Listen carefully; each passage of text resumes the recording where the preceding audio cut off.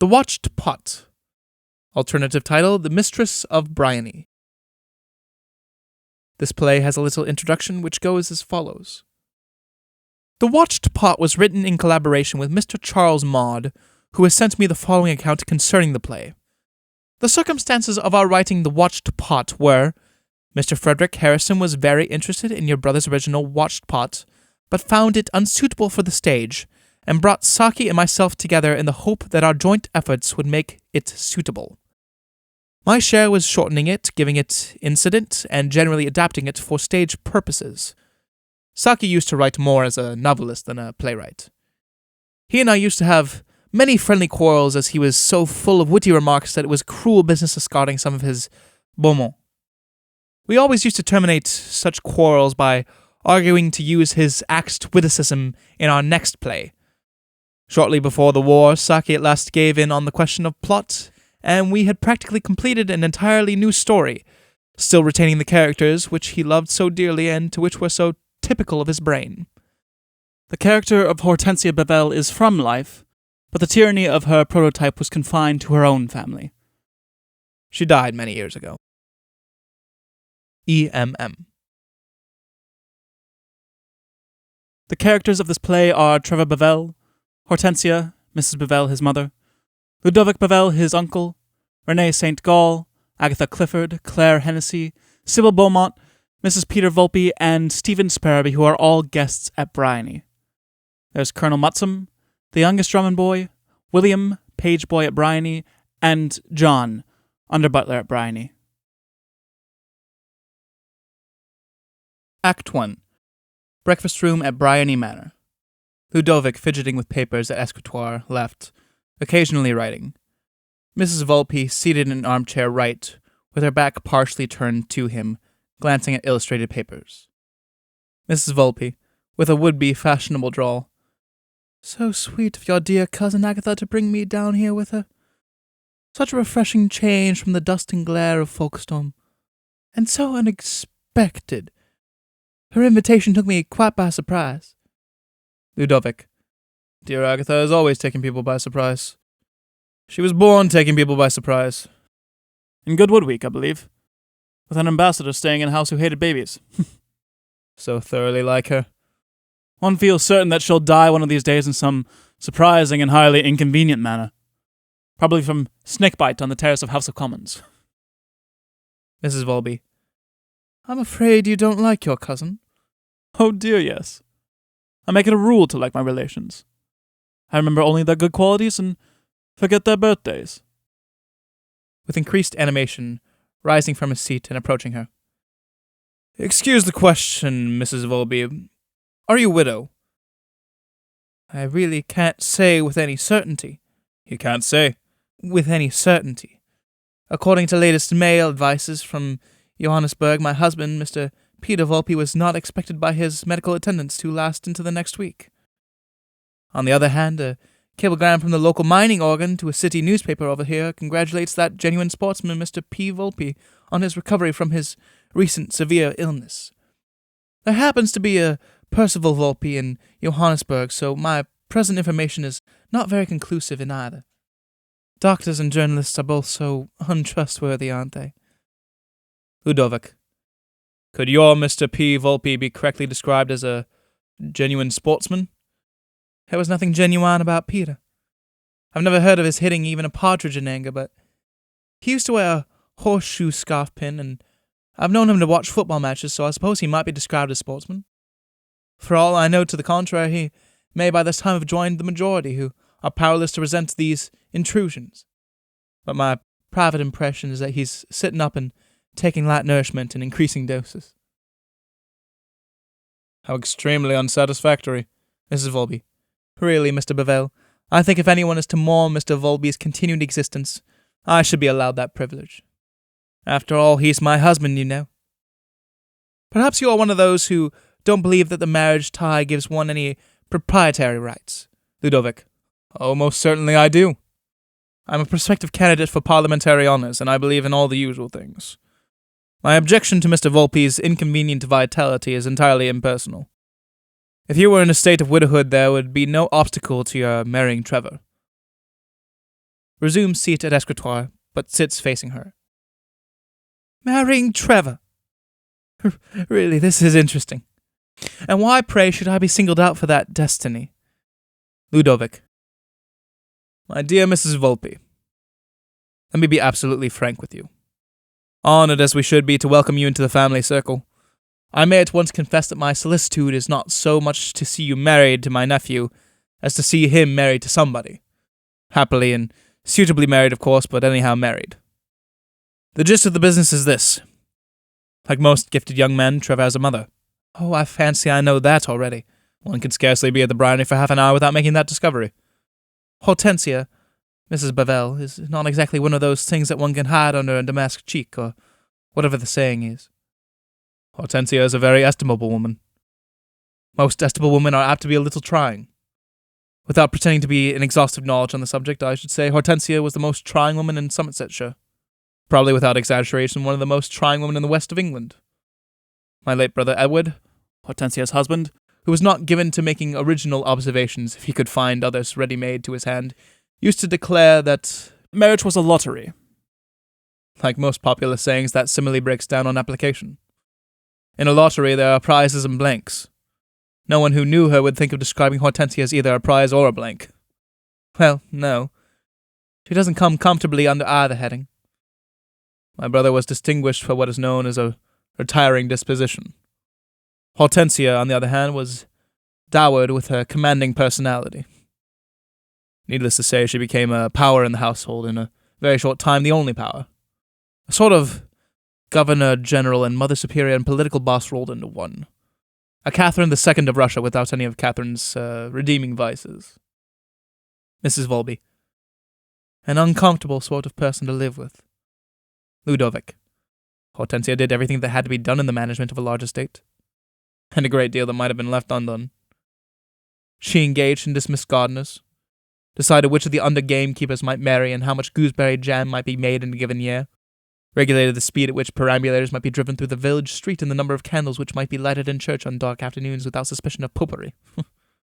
Almost the only periodical literature that she allowed in the house was The Spectator, and The Exchange and Mart, neither of which showed any tendency to publish betting news. Halma and chess were forbidden on Sundays for fear of setting a bad example to the servants. Mrs. Volpe. If servants knew how often the fear of leading them astray by bad example holds us back from desperate wickedness, I'm sure they would ask for double wages. And what was poor Mr. Edward doing all this time? Ludovic. Edward was not of a complaining disposition, and for a while he endured Hortensia with a certain philosophic calm. Later, however, he gave way to golf. And Hortensia went on bossing things? From the lack of any organized opposition, her autocracy rapidly developed into a despotism. Her gubernatorial energies overflowed the limits of the estate and parish, and she became a sort of minor power in the moral and political life of the county, not to say the nation. Nothing seemed to escape her vigilance, whether it happened in the established church or the servants' hall or in the foreign office. She quarreled with the Macedonian policy of every successive government, exposed the hitherto unsuspected atheism of the nearest dean and chapter, and dismissed a page boy for parting his hair in the middle. With equal readiness, she prescribed rules for the better management of the Young Women's Christian Association and the Devon and Somerset Staghounds. Briony used to be a favorite rendezvous for the scattered members of the family. Under the Hortensia regime, we began to find the train service less convenient, and our opportunities for making prolonged visits recurred at rare intervals. Mrs. Volpe. Didn't her health wear out under all that strain of activity? Ludovic. With the exception of an occasional full-dress headache, Hortensia enjoyed impeccable good health. We resigned ourselves to the prospect of the good lady's rule at Briony for the rest of our natural lives.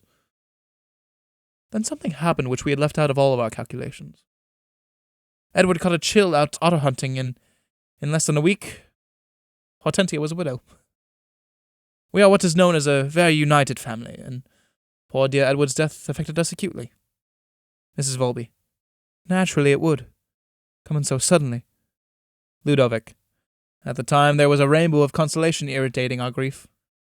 Edward's otherwise untimely decease seemed to promise the early dethronement of Hortensia. Trevor was 20 years of age, and in the natural course of things, he would soon be the absolute master of Briony, and the relict of Edward Bavvel would be denuded of her despotic terrors and become merely a tiresome woman. As I have said, we were all much attended to poor Edward, but somehow his funeral was one of the most cheerful functions that we had celebrated at Briony for many years. Then came a discovery that cast a genuine gloom over the whole affair. Edward had left the management of the estate and the control of his entire and very considerable fortune to Hortensia, until such time as Trevor should take unto himself a wife. Rises from seat and takes short steps up and down. That was 6 long years ago, and Trevor is still unmarried, unengaged, not even markedly attracted towards any eligible female. Hortensia, on the other hand, has, ripened, without undergoing any process of mellowing. Rather the reverse. Aha! I begin to twig. Deprived by Trevor's marriage of her control of the money bags, Hortensia, as a domestic tyrant, would shrink down to bearable limits. Ludovic, seating himself. Hortensia, under existing circumstances, is like a permeating dust storm, which you can't possibly get away from or pretend that it's not there. Living with a comparatively modest establishment at the Dower House, she would be merely like town in August, or the bite of a camel, a painful experience which may be avoided with a little ordinary prudence. Mrs. Volby, I don't wonder that you're keen on the change. Keen? There's no one on the estate or in the family who doesn't include it in his or her private litany of daily wants. Mrs. Volby, and I suppose Mrs. Bavvel is not at all anxious to see herself put on the shelf and does her best to head Mr. Trevor off from any immediate matrimonial projects. Of course, Hortensia recognizes the desirability of Trevor ultimately finding a suitable consort, if only for carrying on the family. I've no doubt that one day she'll produce some flabby little non-entity who will be flung into Trevor's arms with a maternal benediction. Mrs. Volby, meantime you haven't been able to get him to commit himself in any way. But perhaps his mother would break off any engagement she didn't approve of. Oh, no fear of that. With all his inertness, Trevor has a wholesome strain of obstinacy in his composition. If he once gets engaged to a girl, he'll marry her. The trouble is that his obstinacy takes the form of his refusing to be seriously attracted by any particular competitor. If patient, determined effort on the part of others would have been availed, he would have been married dozens of times. But a touch of real genius is required. That is why I appeal to you to help us. Mrs. Volby, I suppose Agatha considers herself in the running? Poor Agatha has a perfect genius for supporting lost causes. I have no doubt she fancies she has an off chance of becoming Mrs. Trevor Bavvel. I have equally no doubt that she ever will. Agatha is one of those unaccountable people who are impelled to keep up an inconsequent flow of conversation if they detect you trying to read a book or write a letter. And if you should be suffering from an acknowledged headache, she invariably bangs out something particularly triumphant on the nearest piano by way of showing that she is at least not downhearted. Or if you want to think of some complicated problem, she will come and sit by your side and read through an entire bulb catalogue to you with explanatory comments of her own. No. We are all very fond of Agatha, but strictly as a cheerful, inane sort of person to have about the house. Someone else's house for preference. Mrs. Volby. And what about Miss Hennessy? Oh, Claire. She's a rattling good sort in her own way, and at one time I used to hope that she and Trevor might hit it off. I think in his own sleepy way he was rather attracted to her. Unfortunately, she only pays rare visits here, and even that she has to keep dark. You see, she's the favourite grandniece of a prospective heiress of old Mrs. Packington. You've heard of Mrs. Packington? No, who is she? She lives near Bath, and she's fabulously old and fabulously rich, and she's been fabulously ill for longer than any living human being can remember. I believe she caught a chill at Queen Victoria's coronation and never let it go again. The most human thing about her is her dislike for Hortensia, who, I believe, once advised her to take more exercise and less medicine. The old lady has ever since alluded to her as a rattlesnake in dove's plumage, and has more than once, with her dying breath, cautioned Claire against intercourse with Briony and its inhabitants. So, You see, there's not much to be hoped for in that direction. Mrs. Volby. Awfully provoking, isn't it? What about Sybil Beaumont? Ludovic. Sybil is the one ray of hope that I can see on the horizon. Personally, she is rather too prickly in her temperament to suit me. She has a fatal gift for detecting the weak spots in her fellow humans and sticking her spikes into them. Matrimony is not reputed to be an invariable bed of roses, but there's no reason why it should be a cactus hedge. However, she is clever enough to keep that side of her character to the wall whenever Trevor is alongside. Mrs. Volby. And do you think she's got a good sporting chance with him? She isn't losing any opportunities that come along. And I'm naturally trying my best to drive the game up her way, but the daily round at Briony doesn't give us much help. We begin the day with solid breakfast business, and there are partridges to be tramped after, and Trevor takes his birds rather solemnly, as though it hurt him more than it does them, you know. In the evening, a solid dinner, and then bridge for such small stakes that even Agatha can't lose enough in a fortnight to convince her that she can't play. Then bed. Well, that's not a very promising program for anyone who's working a matrimonial movement. Couldn't we get up something that would supply a few more openings? Why not theatricals? Theatricals. Briony. You might as well suggest a massacre of Christian villages. Hortensia looks on the stage and everything that pertains to it as a sort of early door to the infernal regions. What about a gymkhana? Infinitely worse. The mention of a gymkhana would suggest to Hortensia's mind the unchastened relentlessness of the Anglo-Saxon grafted onto the traditional licentiousness of the Purple East. The very word gymkhana reeks with an aroma of long drink sweepstakes and betrayed husbands, and the usual things that are supposed to strew the social horizon east of Suez. Mrs. Volby. Well, I'm afraid it's hopeless. I give up. Ludovic, rising hastily from his seat. Dear Mrs. Volby, on no account give it up. I rely so much on your tact and insight and experience. You must think of something. I'm not a wealthy man, but if you help me to pull this through, I promise you my gratitude shall take concrete shape. A commemorative bracelet, for instance. Have you any particular favorite stones? I love all stones, except garnets or moonstones. You think it unlucky to have moonstones? Oh, distinctly. If you've the chance of getting something more valuable. I adore rubies. They're so sympathetic. I'll make a note of it. Writes in pocketbook. I gather that we're to concentrate on Sybil? Ludovic. Sybil, certainly. And of course, if there's anything I can do to back you up. Enter Claire and Sybil by door. Left back. No, I don't know that part of Switzerland. I once spent a winter at St. Moritz. Claire seats herself on couch right. Sybil takes chair in center stage. Claire. You needn't pretend you're discussing Swiss health resorts, because you're not. Mrs. Volby. Oh, but we are, Miss Hennessy. I was just saying Montreux was so... We're discussing Trevor and possible Mrs. Trevors. Mrs. Volby, it is our one subject of discussion here. Sybil. It's a frightfully absorbing subject. Especially for me. Claire. Why for you especially? Oh, well, dear. Ludovic. We did touch on the subject, I admit. And Mrs. Volpe has very kindly offered to help matters along in that direction if she can find an opportunity. Sybil. Have you had bad news from South Africa?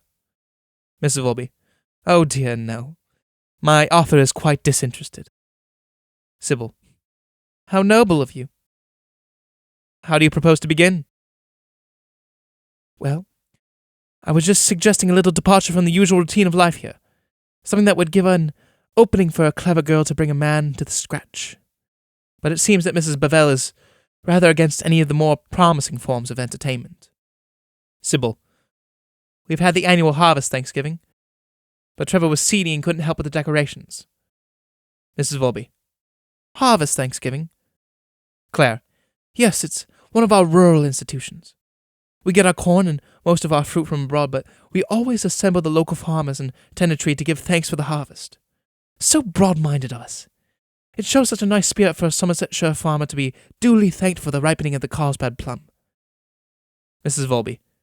Is Mrs. Bavvel never absent at dinner parties or anything of that sort?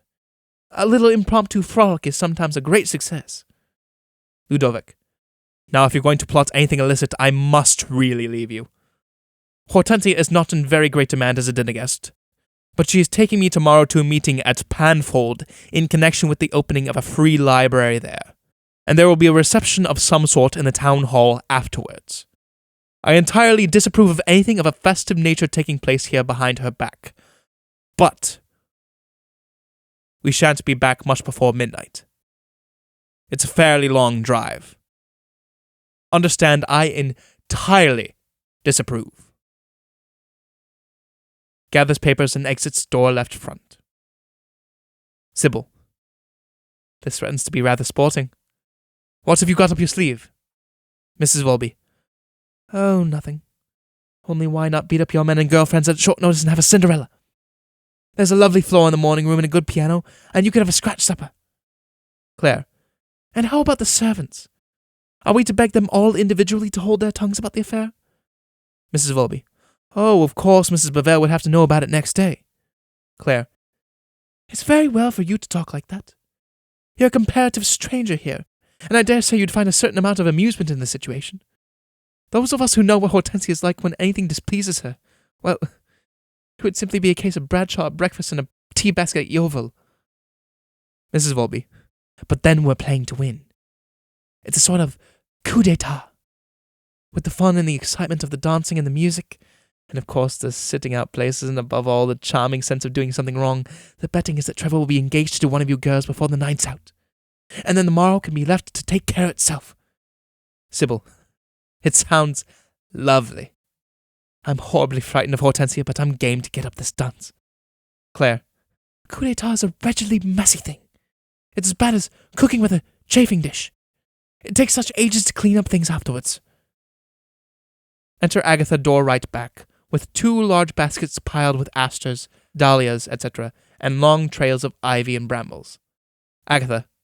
Hello, you idle people. I'm just going to arrange the flowers.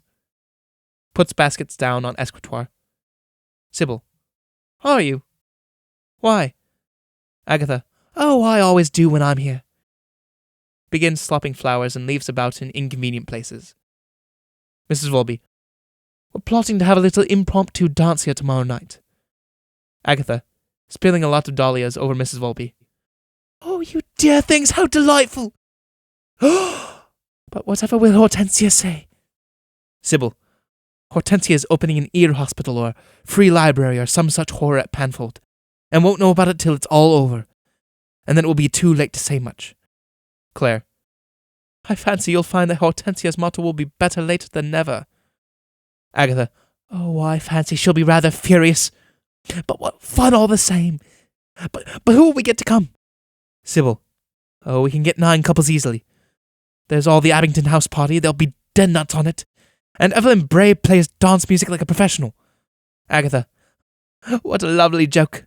I say, let's make it a fancy dress affair while we're about it. Sybil. Oh, let's have fireworks on the lawn and Salome dances and Looping the Loop performances.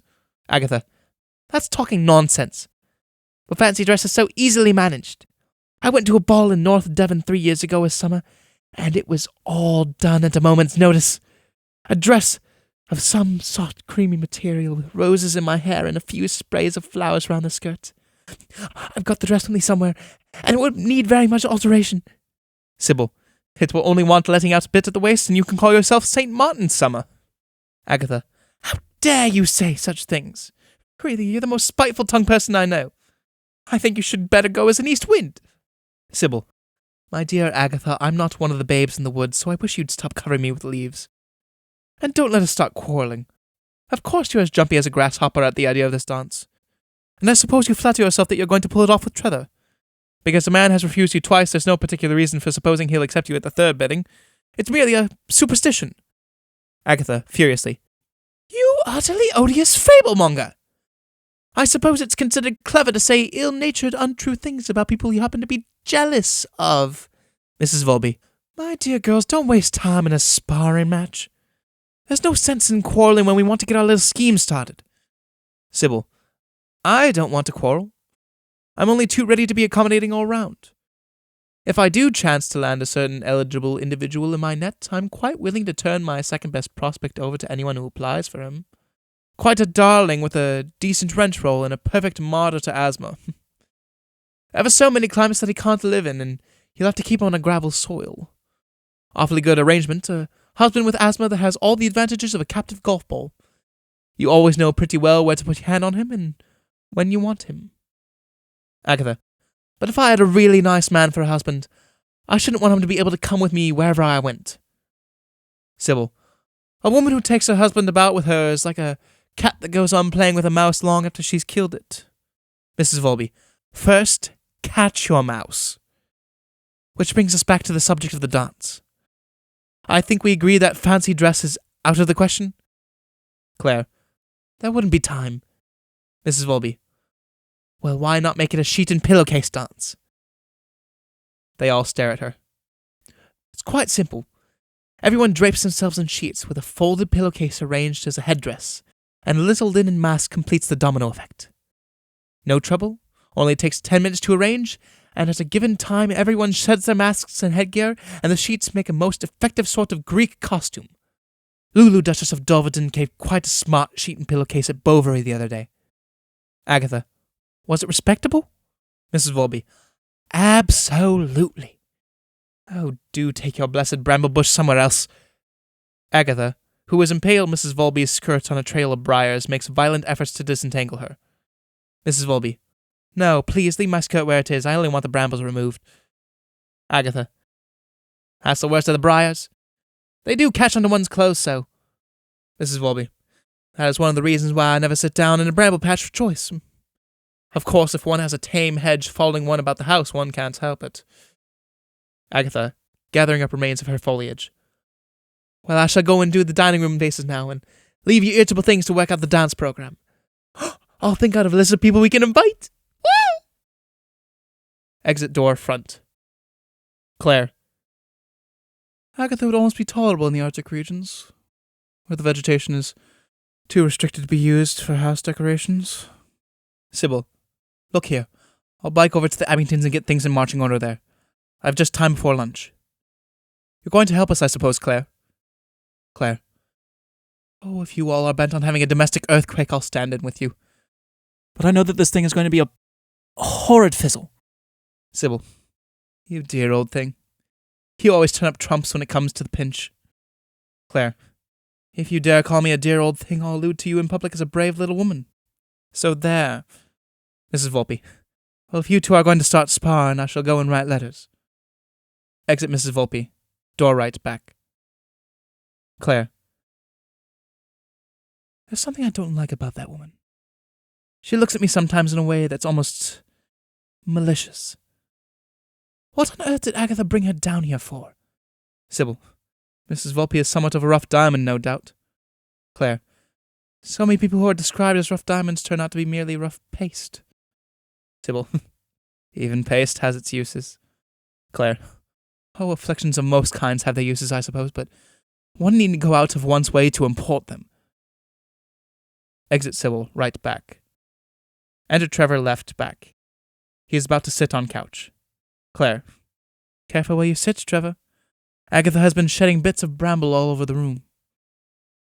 They both began picking bits of leaf, etc. off the couch. When the parable was being read at prayers this morning about going to the hedges and byways to fetch in the halt and the blind, I couldn't help but thinking Agatha wouldn't have stopped at that. She'd have brought in the hedges as well. Trevor, seating himself with caution on couch. I've just had about a wheelbarrow load of gorse prickles removed from the cozy corner in the smoking room. Claire. Gorse prickles. Seats herself on couch. Trevor. Agatha said it was a Japanese design. If it had been an accident, I could have forgiven it. I say, Claire. Got rather beautiful eyes. Claire. How should I know? You've never mentioned it before. Oh, well, I noticed it long ago, but it takes me ages to put my thoughts into words. That's rather unfortunate where compliments are concerned. By the time it occurs to you to tell me that I've got a nice profile, I shall probably have developed a double chin. Trevor. That will be the time when you'll be best pleased at being told you've got a nice profile. So you see, there's some sense in holding back a compliment. Claire. Well, don't be horrid and sensible just when you were beginning to be interesting. It's not often one catches you in the mood for paying compliments. Please, begin over again. Trevor. pair of beautiful eyes, one rather nice chin with power to add to its number, quite a lot of very pretty hair standing in its own grounds. Or is it semi-detached? Claire, I don't think your compliments are a bit nice. I don't mind how long you kept them back. I haven't finished yet. Do you know, Claire, you've got the most charming hand in the world. Because it's a friendly hand. I think if you were once friends with a fellow, you'd always be friends with him. Even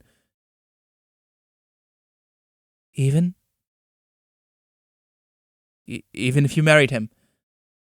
And that's saying a great deal. I think if I liked a man well enough to marry him, I should always be the best of friends with him. Enter Ludovic, bustles over to escritoire. Ludovic, as they let go of each other's hands. Hello. Has Trevor been telling you your fortune? Claire, rising. Nothing so romantic. He's been explaining the fingerprint system of criminal investigation. If ever I strangle Agatha in a moment of justifiable irritation, Trevor will be a most damaging witness. Ludovic rings bell, and then seats himself at escritoire. Trevor, shall I be disturbing you if I smoke a cigarette here? Not in the least. I like seeing people idle when I'm occupied. It gives me the impression that I'm working so much harder than I am. Claire, don't be so long over your cigarette, Trevor. You've got to be let into a conspiracy that Mr. Ludovic isn't supposed to know anything about. Trevor, are they plotting to give you a birthday present or something of that sort? Ludovic, nothing so laudable. Enter William, right front. Will. Did you ring, sir? Ludovic. Yes, just arrange the flowers. Yes, sir. Gathers up flowers and foliage from various places where Agatha has stacked and strewn them, and proceeds to rearrange them with considerable taste. Ludovic, to Trevor. No, it's your despotic mother who mustn't get wind of the plot. I am merely the innocent bystander. Trevor. I'm awfully fond of my mother, of course, but I must admit would be a little more comfortable if she wasn't quite so... Ludovic. Exactly. But she always has been and she always will be. As regards household affairs, of course, I've no right to express my opinion, but her constant supervision of the political affairs of the neighborhood is extremely embarrassing to the party. My prospective candidature down here is becoming more and more doubtful under the circumstances. Hortensia is not content with having a finger in the pie. She wants to put the whole dish into her pocket. Will, who is standing near a doorway. Mrs. Bavvel is crossing the hall, sir. Ludovic becomes violently busy at escritoire. The factory systems in East Prussia present many interesting points of comparison. Enter Hortensia, right. Ludovic rises. Hortensia. Hortensia. William, what are you doing here? William. Arranging the flowers, ma'am. Hortensia. They don't want arranging every day. They were only arranged yesterday. Seats herself on chair in center of stage. Ludovic resumes seat. Will. It was brought on prematurely, ma'am. Ludovic. Agatha has been trying some new effects in autumnal foliage. I told William to put things straight a bit. Hortensia. I see. And where is Adolphus? William. The cockatoo, ma'am. She's drying in the pantry after her bath. It's not his day for a bath. He always bathes on Thursday. Will. She seemed restless, as if she wanted to, ma'am. Hortensia. In future, remember he bathes on Thursdays only. And William... Yes, ma'am? I think I've spoken about it before. You always hear me allude to the cockatoo as he, or Adolphus, therefore you are not to speak of him in the feminine gender. Yes, ma'am. Exit left, front. Hortensia. A quiet-mannered boy and always behaves reverently at prayers. But I'm afraid he's inclined to be opinionated. What coverts are you shooting this afternoon, Trevor? Trevor. The other side of the long plantation. Hortensia. I understand that you are employing one of the Brady boys as a beater. Kindly discontinue his services. But, Mother, the Bradys are dreadfully poor, not deservingly poor. Mrs. Brady is the most thriftless woman in the parish. Some people can't help being poor, but Mrs. Brady is poor as if she enjoyed it. I'm not going to have that sort of thing encouraged. Ludovic, rising from seat. There is another aspect of the matter which I think you are losing sight of, Hortensia. Mrs. Brady may be poor in the world's goods, but she is rich in relatives. She has a husband and 1 or 2 uncles, and at least 3 brothers, and they all have votes. The non-employment of the Brady boy may lose us all those votes at the next election. My dear Ludovic, I am not inattentive to local political needs. I supervise the issue of pamphlets dealing with the questions of the day to all electors in monthly installments. When the next election comes, you may be sure it won't take me by surprise. Ludovic. No. But the results may. Resumes his seat. Trevor, oblige me by taking an amended list of beaters to the head keeper, with the Brady boy left out. Go now, or you will forget. As you will, Mother. He made a very good beater, you know, but not a suitable one. Exit Trevor. Ludovic throws up his hands. Who is this Mrs. Volpe that Agatha has brought down? I don't care for the look of her. Ludovic. I believe Agatha met her at Folkestone. That doesn't make it any better. Agatha says she's seen some trouble, but she doesn't explain what sort of trouble. Some women see trouble with their eyes open. I believe she has a husband in Johannesburg. To have a husband in Johannesburg may be a source of anxiety or inconvenience, but it can hardly be called seeing trouble. Agatha is so good-natured that she's very easily imposed on. Hortensia. I wish her good nature would occasionally take the form of consulting other people's interests. I suppose this Mrs. Volpe is married after a fashion. We really know nothing about her. She may be merely a husband-hunting adventuress, and of course Trevor is sufficiently important as a matrimonial prize to attract that sort of woman. Agatha ought to be more careful. Wouldn't it be as well, in view of such dangers, if Trevor were not to bestir himself to find a suitable wife? Nothing of the sort. I must ask you not to give him any advice of that sort. Trevor is far younger than his years, and there's no need to suggest marriage to him for a long while to come. If I thought he had any present intentions that way, I should be far more particular what sort of girls I had staying down here. Sybil Beaumont and Miss Hennessy, for instance, I have no objections to them as guests, but I should require quite a different type of young woman for a daughter-in-law. Trevor may have his own views on the subject. Hitherto he has expressed none. I must go and write to the bishop. About Trevor? No. About the Dean of Minehead. What has the Dean been doing? He has treated me with flippancy. I had written asking if he could give me any material for a lecture I am going to give next week on the Puritan movement in England. He replies on a postcard, the Puritan movement was a disease, wholesome though irritating, which was only malignant if its after-effects were not guarded against.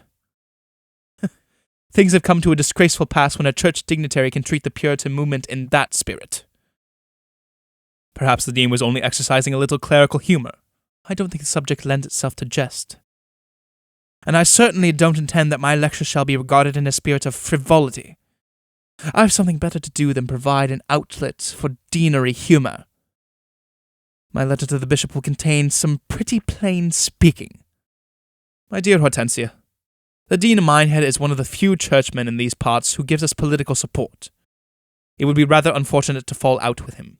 In my opinion, it would still be far more unfortunate to tolerate postcard flippancies on serious subjects from men in his position. I shall ask the bishop, among other things, whether it is not high time that certain clerical clowns cease their unfair competition with the music halls. Exit Hortensia right back. Ludovic goes through pantomime of tragic disgust. Enter butler, left. Butler. Mr. St. Gall to see you, sir. Ludovic. Renee. What on earth brings him down here? Show him in. Exit butler left, back. Enter Rene left back.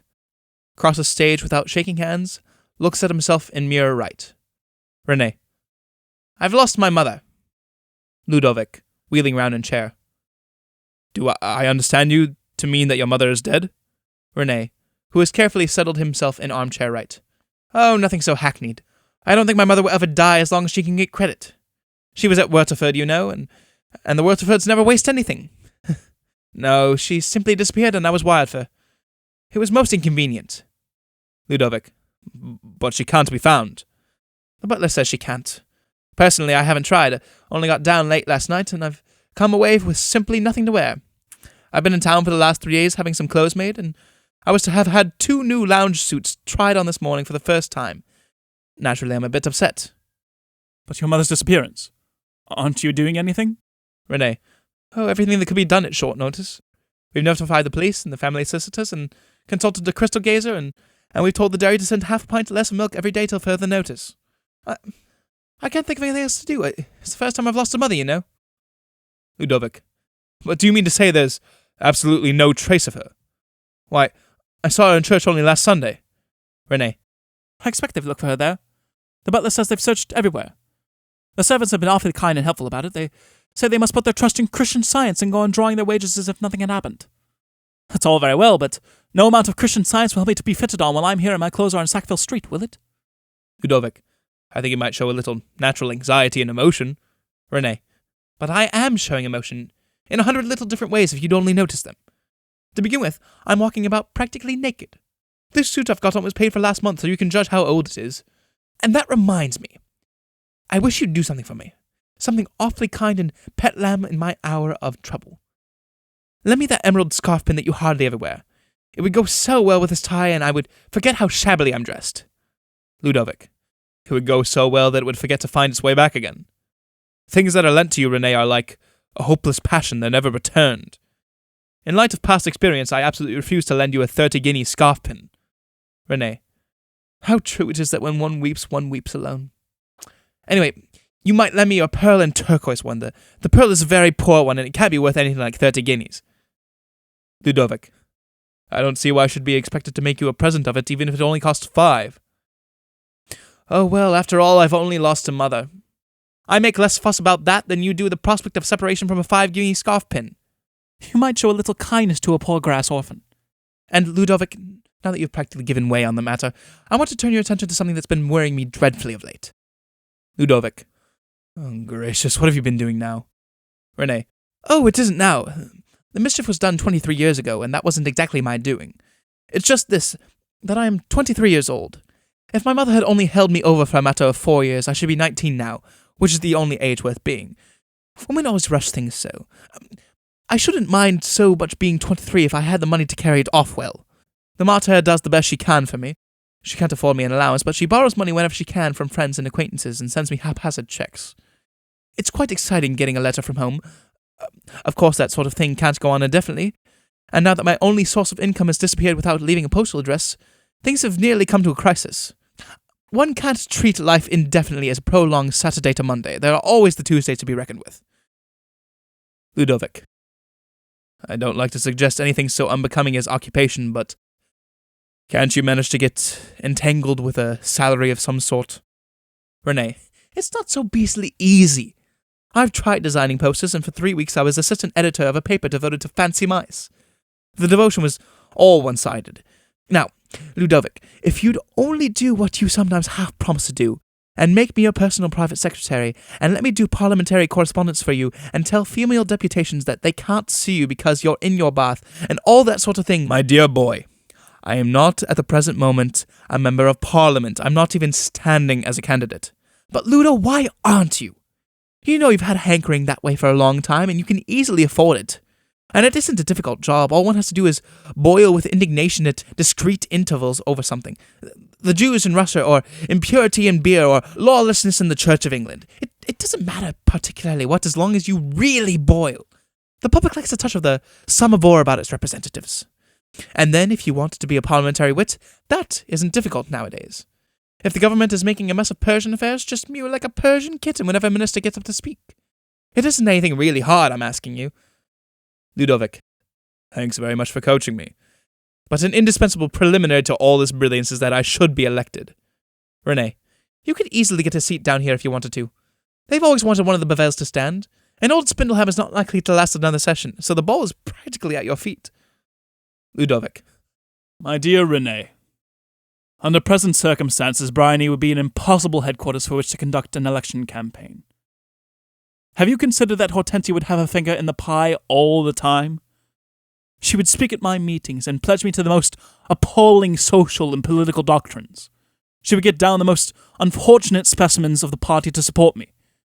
In fact, by the time election day came round, I should feel inclined to vote against myself.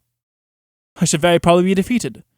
And if I got in, Hortensia would look at me as her nominee, sent to Westminster to represent her views on every subject under the sun.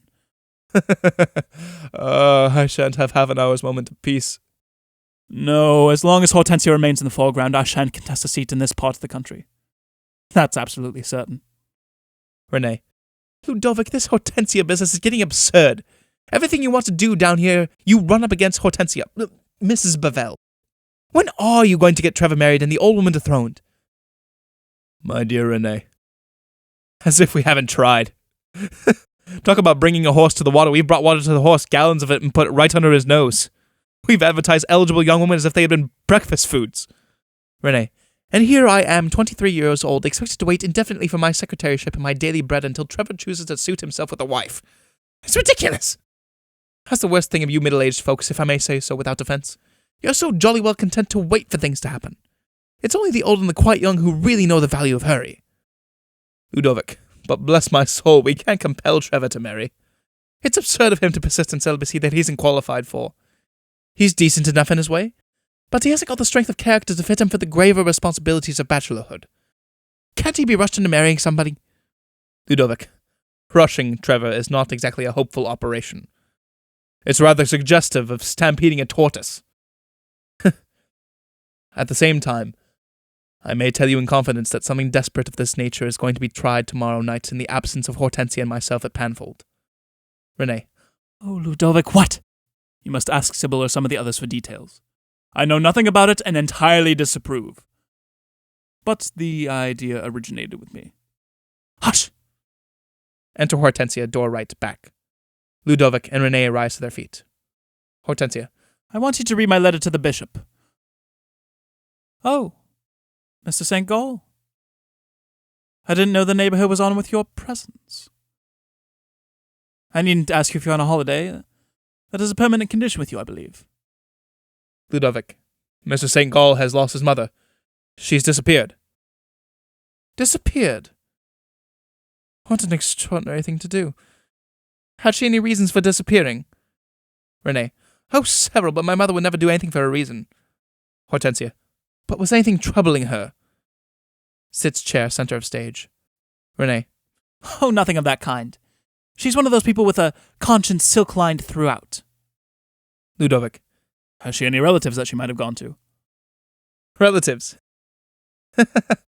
None that she's on speaking terms with.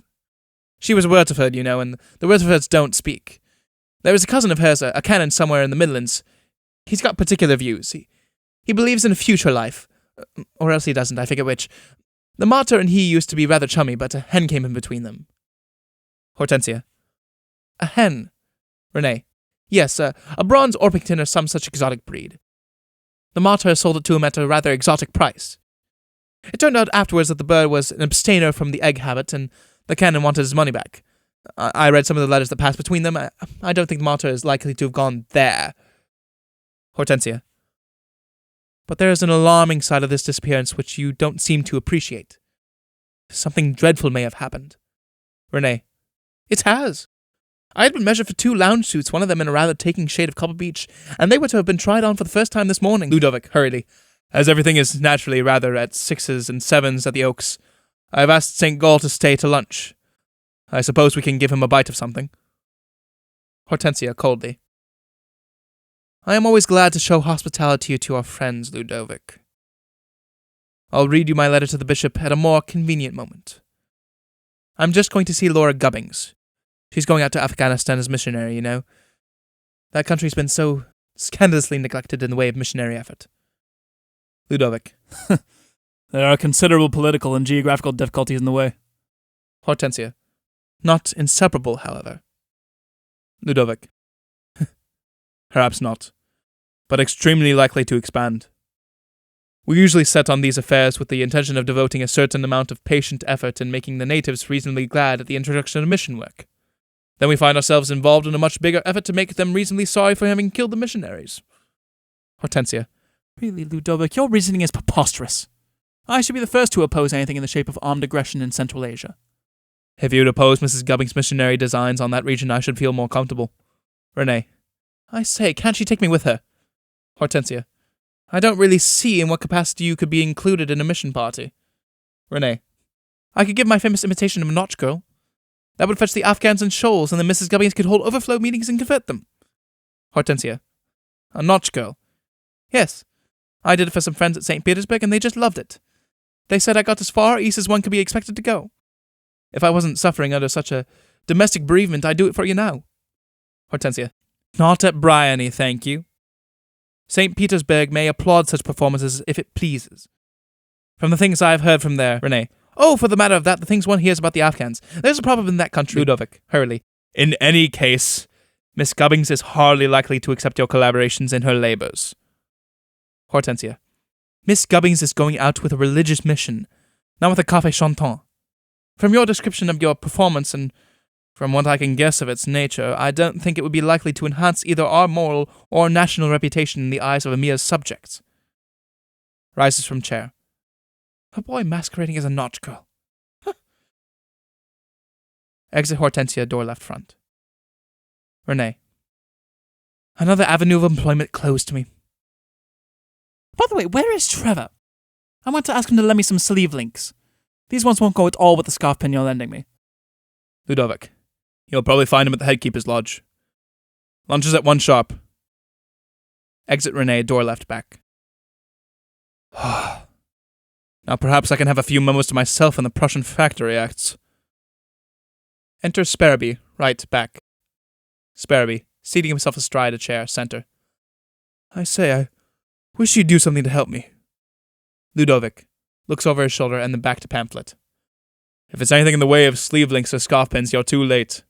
Sparrowby. Oh, nothing of that sort. Or are you looking for a strayed relative? I can get you the address of a crystal gazer. Sparrowby. Oh no, I haven't lost anyone. Quite the reverse, dear old chap, I found her. Ludovic, half turning round. Not Mrs. St. Gall. Mrs. St. Gall. Dear, no. I found the one woman I could ever want to make my wife, and I want you to help me pull it off. Ludovic, returning to the perusal of his pamphlet. Oh, I see. Delighted to be of any use to you. I don't quite know how to pull these things off, and I'm rather occupied these days, but on Wednesday next, in the early part of the afternoon, I can spare an hour or two.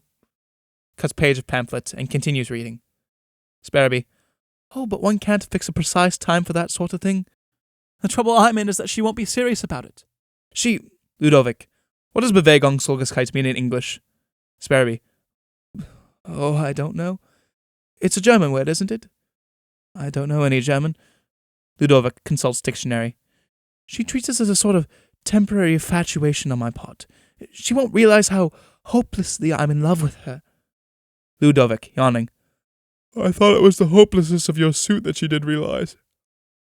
Who is the lady? Sparrowby. Sybil Beaumont.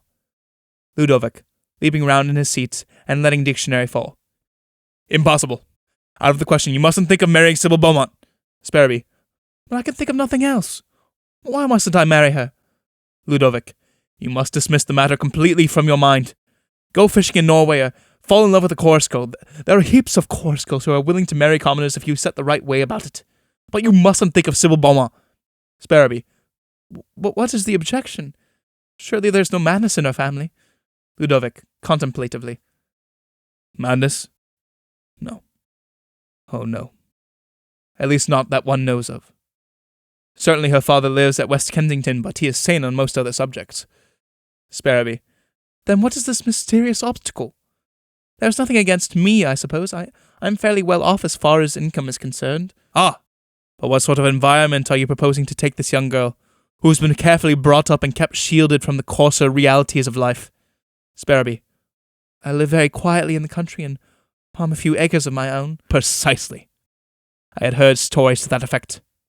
Now, my dear Sparrowby, the moral atmosphere of a farm, however amateur and non-paying the farm may be, is most unsuitable for a young woman who has been brought up in the seclusion of a town life. Farming involves cows, and I consider that cows carry the maternal instinct to an indelicate excess. They seem to regard the universe in general as an imperfectly weaned calf. And then poultry.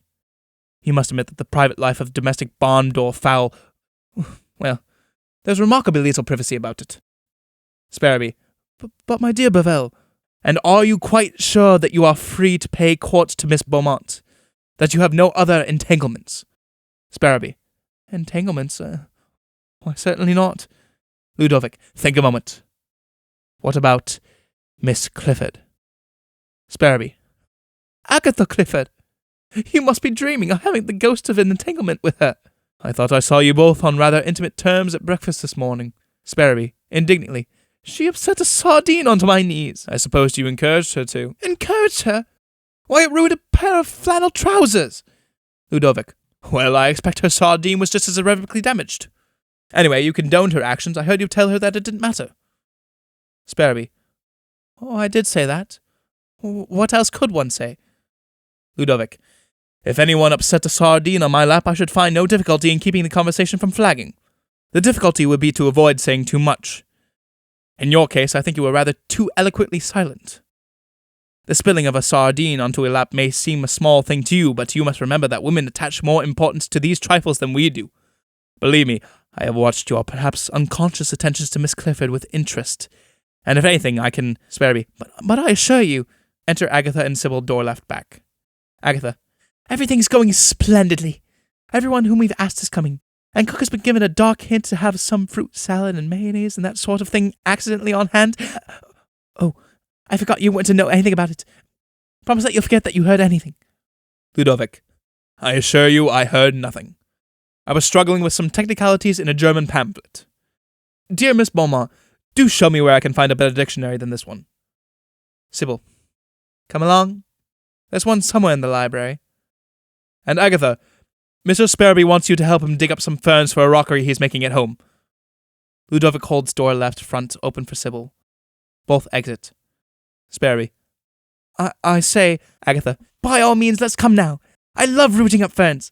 Here are some baskets. Fishes 3 large garden baskets out of chest. Sparrowby. But it's nearly lunchtime, and I don't really... Never mind lunch. There's sure to be something cold that we can pack at if we're late. Come on, the trowels are out in the tool shed. I know a lovely damp wood where we could grub about for hours. Sparrowby. But I've got rheumatism. Agatha. So have I. Come on. Gives him 2 baskets to carry out and leads the way off by door right back. Curtain.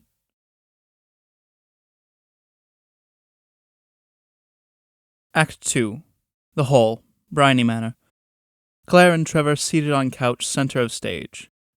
Enter Agatha, door left, passes behind them. All 3 dressed in sheet costume, with hood thrown back, no masks. Agatha. I say, Trevor, it's going splendidly. Exit Agatha, door right, back. Claire. If you ask me, it's going to be as flat as can be. No one seems to want to dance, and Cook is scared to death and has only sent us up half the amount of supper that we asked for. Trevor. There's enough to drink anyhow. I saw to that. I went down to the cellar myself. Claire. Yes. And the result will be that just when we want to be hurrying everyone off the premises, they'll be getting festive and reckless. And your august and awful mother will run up against half of them at the doorstep, or meet them in the drive. Enter door right back, veiled figure, who glides up to them. Hello.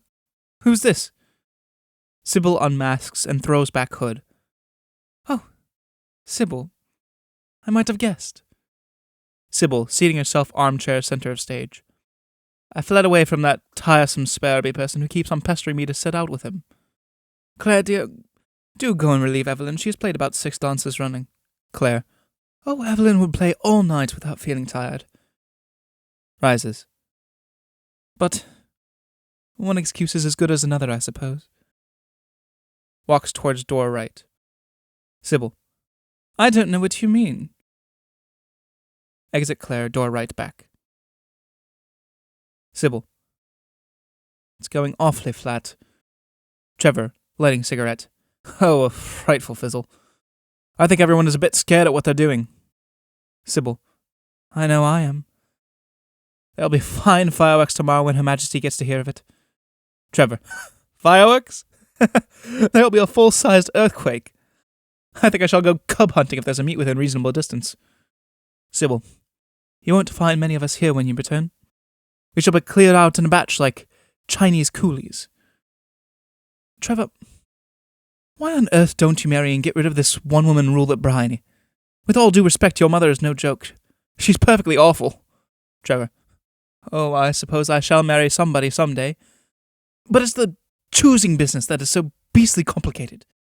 Think of the millions and millions of nice women there are in the world, and then of the fact that one can only marry one of them. It makes marrying an awfully ticklish matter.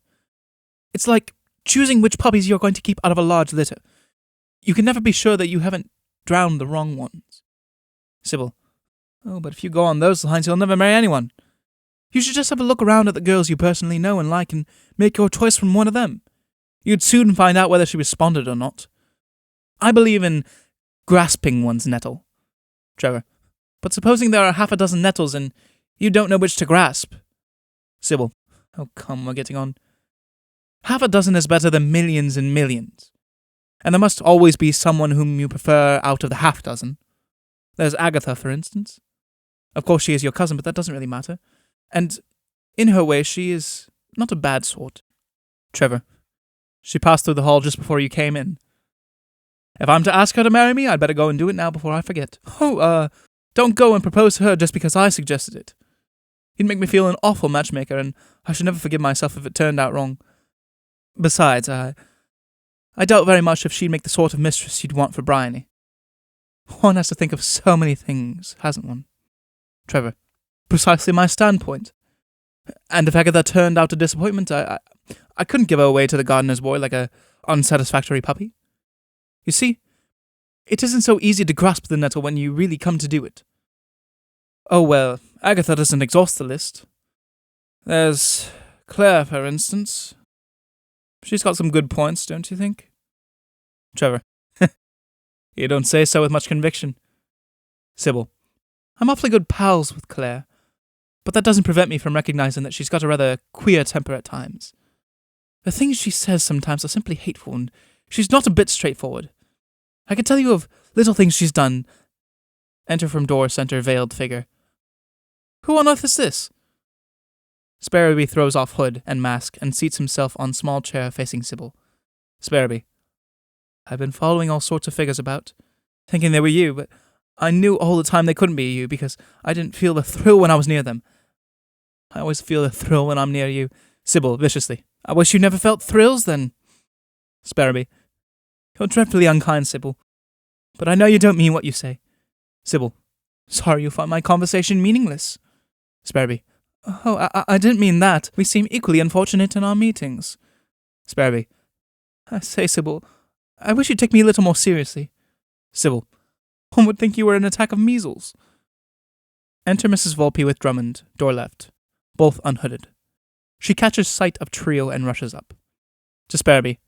Naughty man, you know you promised me the kitchen lances. Come along, hurry. Sparrowby, rising unwillingly. They're playing a waltz now. Mrs. Volpe. They're getting ready for the lances. Come on. Exeunt Mrs. Volpe, Sparrowby, and Drummond, door right back. Sybil. The Volpe woman is rather a brick at times. I say.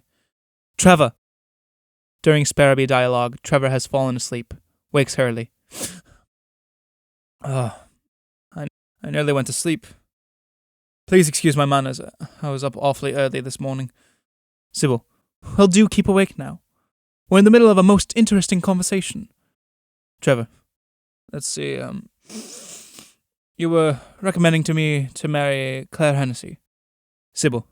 Oh, well, I don't think I went as far as that. Claire and I are first-rate pals, and I should awfully like to see her make a good marriage, but I'd be rather sorry for her husband all the same.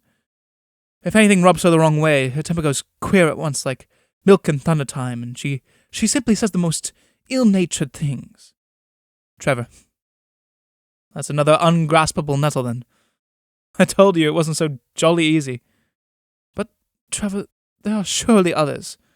Only you're too lazy to think of them. Trevor. As to thinking of them, I'm not too lazy to do that. It's the further stages I'm deficient in. Of course I sympathize with your difficulty. I wish I could find you someone really nice, someone who would enter into all your pursuits and share your ambitions and be a genuine companion to you. I hate that sort. Do you? How funny. At least, I don't know, I think I rather agree with you. Some women make dreadful nuisances of themselves that way. Well, you don't give me much help in choosing you a wife. Trevor. What do you think of Mrs. Volpe? What? That woman with nasturtium-coloured hair and barmaid manners. Surely you're not attracted to her. Trevor. I didn't say I was. I asked you what you thought of her. Oh. As to that, not a bad sort in her way, I suppose. Some people call her a rough diamond. If it was my declaration, I should call her a defensive spade. But anyhow, she's married, so it doesn't come into our discussion. Trevor, I want to tell you something. Something that concerns you alone. Sybil. What is it? Your hair's coming down behind. Oh, bother. It's that horrid hood arrangement. I'll fly upstairs and put it right. Rises. I say, Trev, there's a much nicer sitting-out place on the landing, near that old carved press where the tiresome Spurby person won't find me. Come up in 2 minutes' time. There's a dear. Trevor. Righto. Sybil. Now don't go to sleep. Exit Sybil, up staircase left. Enter Agatha, door right back. Passes along back of stage. Agatha. Everything is going swimmingly. It's a huge success. Exit Agatha, door left back. Enter Renee, door center, in evening dress with smoking jacket, carrying bottle of wine, wine glass, some grapes, and peaches. Renee. Going rather flat, isn't it? Trevor. Frightful fizzle. I'm so sleepy myself I can only just keep my eyes open. Was up at the farm awfully early this morning. Renee. Some short-horn a bantam was going to have young ones, I suppose. In the country, animals are always having young ones. Passes the time away, I suppose. I know a lady in Warwickshire who runs a rabbit farm. She has musical boxes set up over the hutches. Trevor. Musical boxes? Yes, they play the wedding march from Lohengrin at decent intervals. I'm going to ask you an extremely personal question. If it has anything to do with spare shirt studs, Renee, who is delicately feeding himself while talking. Don't be silly. It hasn't. I want to know, are you happy? Trevor. Immensely. Renee, disappointedly. Are you? Why? One never has any definite reason for being happy. It's simply a temperamental accident in most cases. I've nothing to worry me, no money troubles, no responsibilities. Why should I be anything else but happy? You ought to marry. Trevor. You think that would improve matters? It would elevate you. Suffering is a great purifier. Trevor. You're not a very tempting advocate of matrimony. I don't recommend it except in desperate cases. Yours is distinctly a desperate case. You ought to marry, if only for your mother's sake. Trevor. My mother? I don't know that she is particularly anxious to see me mated just yet. Your mother is one of those proud, silent women who seldom indicate their wishes in actual words. My dear Renee, my mother may be proud, but where her wishes are concerned, she is not inclined to be silent. At any rate, an unmarried man of marriageable age is always a great anxiety. There's never any knowing what impossible person he may fix his fancy on. As old Lady Clotsam said to me the other day, apropos of her eldest son, if Robert chooses a wife for himself, it's certain to be some demi-mondaine with the merest superficial resemblance to a lady. Whereas if I choose a wife for him, I should select someone who would at least be a lady, with a mere superficial resemblance of a demi-mondaine. Trevor. Poor Lady Clotsam. Her children are rather a trial to her, I imagine. Her youngest boy had to leave the country rather hurriedly, hadn't he? Yes, poor dear. He's on a ranch somewhere in the wilds of Mexico. Conscience makes cowboys of us all. Unfortunately, it's other people's consciences that give all the trouble. There ought to be a law compelling everyone to keep his conscience under proper control, like chimneys that have to consume their own smoke. And then Gladys, who was the most hopeful member of the family, went and married a colonial bishop. That really finished Lady Clotsam. And she said to me, I always class colonial bishops with folk songs and peasant industries and all those things that one comes across in drawing room meetings. I never expected to see them brought into one's family. This is what comes of letting young girls read Ibsen and Mrs. Humphrey Ward. An unearthly, long, drawn-out howl is heard. Trevor, sitting up. What on earth? Renee. Only the idiotic Drummond boy who pretends he's the hound of the Baskervilles. Enter Agatha, door left. Runs giggling across stage, pursued by Drummond in sheet with phantom hound mask on head. Exeunt both, door right back. Trevor, rising slowly. By Jove, I forgot I'd promised to go upstairs. Sybil will be fuming her head off. Renee. We can't get a rubber of bridge presently, can we? Trevor. Afraid not. The woman will be rather mad if we shirked dancing. Draws himself slowly together and lounges up staircase left. Exit. Enter Sparrowby, door right back. Sparrowby. Why aren't you rigged out like the rest of us, St. Gol? Takes Trevor's seat on couch. Renee. Well, for one thing, I'm in platonic mourning, having partially lost a mother, so it would hardly be the thing. And another reason is the hood arrangement will ruffle one's hair so. Sparrowby. As if that mattered a bit. You're absurdly particular about your appearance and your clothes and how your tie is tied in about your hair. Look at me. It doesn't take me 2 minutes in the morning to do my hair. So I should imagine. Isn't there a proverb, a fool and his hair are soon parted? Sparrowby. I say, you're beastly rude. I know I am. My mother was a Wurzelford, and the Wurzelfords have no manners. I'm sorry I called you a fool, though, because I want you to do something really kind for me. Trevor has suggested a game of bridge, and I don't want to back out of playing. The trouble is that I haven't a coin worth speaking about on me. If you'd be awfully pet lamb and lend me something, I dislike lending on principle. It generally leads to unpleasantness. Really, this worship of mammon is getting to be the curse of the age. People make more fuss about lending a few miserable guineas than the Sabine women did about being borrowed by the Romans. I know a lady of somewhat mature age who took a rather fancy to me last season, and in a fit of sheer absence of mind, she lent me £10. She's got quite a comfortable income, but I declare she thinks more on that lost tenner than the hundreds and hundreds that she's never lent me. It's become quite a monomania with her. It's our one subject of conversation whenever we meet. Sparrowby. Don't you intend on paying her back? Certainly not. Her loss makes her more beautiful. It brings an effective touch of tragedy into an otherwise empty life. I can no more think of her apart from her mourn for alone than one can think of Suez without the canal or Leda without the swan. Sparrowby. If that's your view about your obligations, I certainly shan't lend you anything. By the way, where is Sybil Beaumont? She's been sitting out about 4 dances with Trevor. It's about my turn now. Renee. Sybil has got a bad headache. She's lying down for a few minutes. Sparrowby. Where? I particularly want to see her. In the billiard room, and she particularly doesn't want to see anyone. But I only want... Enter Claire and Agatha, door right back. Renee. Agatha! Sparrowby is complaining that he's got no one to dance with. Agatha. Come along. They're just going to try that new Paris dance. I can't pronounce it. Sparrowby. But I can't dance it. Agatha. Neither can I! Come on! But I say... Exit Agatha, dragging Sparrowby off, door right back. Renee. Whew! Thank goodness he's out of the way. People who make a principle of not lending money are social pests. Claire, seating herself on couch. This is going to be a dismal failure. By the way, have you seen Trevor anywhere? Renee. Yes, he's turned rather giddy with the dancing, I suppose, so he's taken a turn or two out in the air. Claire. Is he alone? Renee. Oh, quite. So am I for the moment. Do stay and talk to me. Claire. He must be interesting, then. After sitting out successfully with Sparrowby and the 2 Drummond boys, I feel that there's nothing left in the way of dull and trivial conversation to listen to. While she is talking, Renee hands her half of the remaining peach and resumes his seat. Let's talk about ourselves. That's always interesting. Claire. I suppose you mean let's talk about yourself? No, I'd rather much dissect your character. I find some good points in it. Claire. Do tell me what they are. You have a rich aunt who is childless. She's a great aunt. All the better.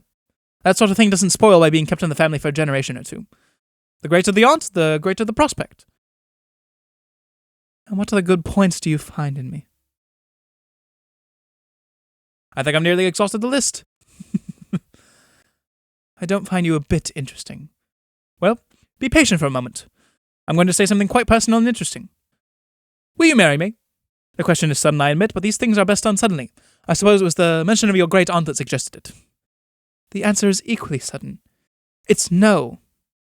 Are you quite sure you mean that? Convinced. How thoroughly sensible of you. So many girls in your place would have said yes. Claire. I dare say our sex hasn't much reputation for discrimination. I didn't know that marrying was in your line. It isn't. I dislike the idea of wives about a house. They accumulate dust. Besides, so few of the really nice women in my set could afford to marry me. Claire. From the point of view of reputation? Oh, I wasn't thinking of that. At 23, one is supposed to have conquered every earthly passion. Of course, it's the fashion in statesmanship nowadays to allow the conquered to have the upper hand. Claire. A convenient fashion that saves a lot of bother. Tell me, taking me apart from my great-aunt, are you pleased to consider that I should make a satisfactory wife?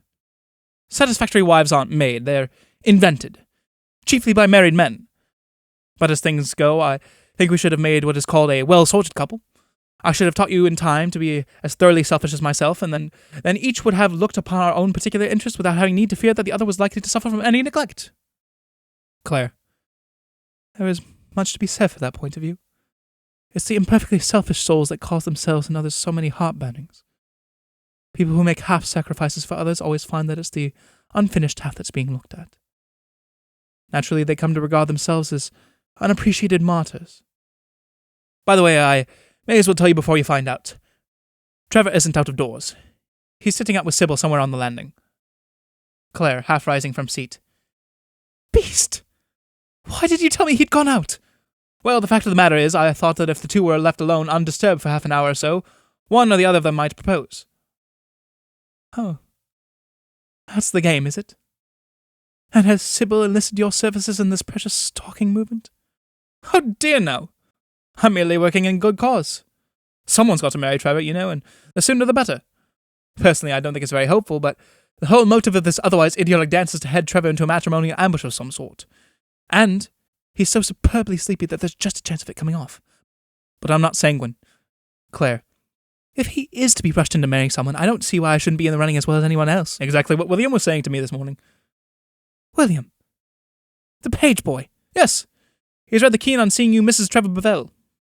Claire. That's very sweet of him, but I didn't know he took such an intelligent interest in the matter. It's not altogether disinterested. It seems they've got a half-crown sweepstakes on the event in the servants' hall, and he happened to draw you, so naturally he's in a bit of a flutter on your behalf. I didn't know we were the centre of so much speculation. Oh, mercy on us, what would Hortensia say if she knew she was nurturing a living sweepstakes under her roof? And is William good enough to consider that I have a fair sporting chance of pulling it off? I fancy he's rather despondent. He said you didn't seem to try as hard as some of the others were doing. He puts your chair as near Trevor's as possible at prayers, but that's all he's able to do personally. The little devil! I believe that if the Volpe woman wasn't handicapped with a preliminary husband, she'd carry Trevor off against all competitors. She's just got the bounce that appeals to a lazy, slow-witted bachelor. Claire. There's something I particularly object to in that woman.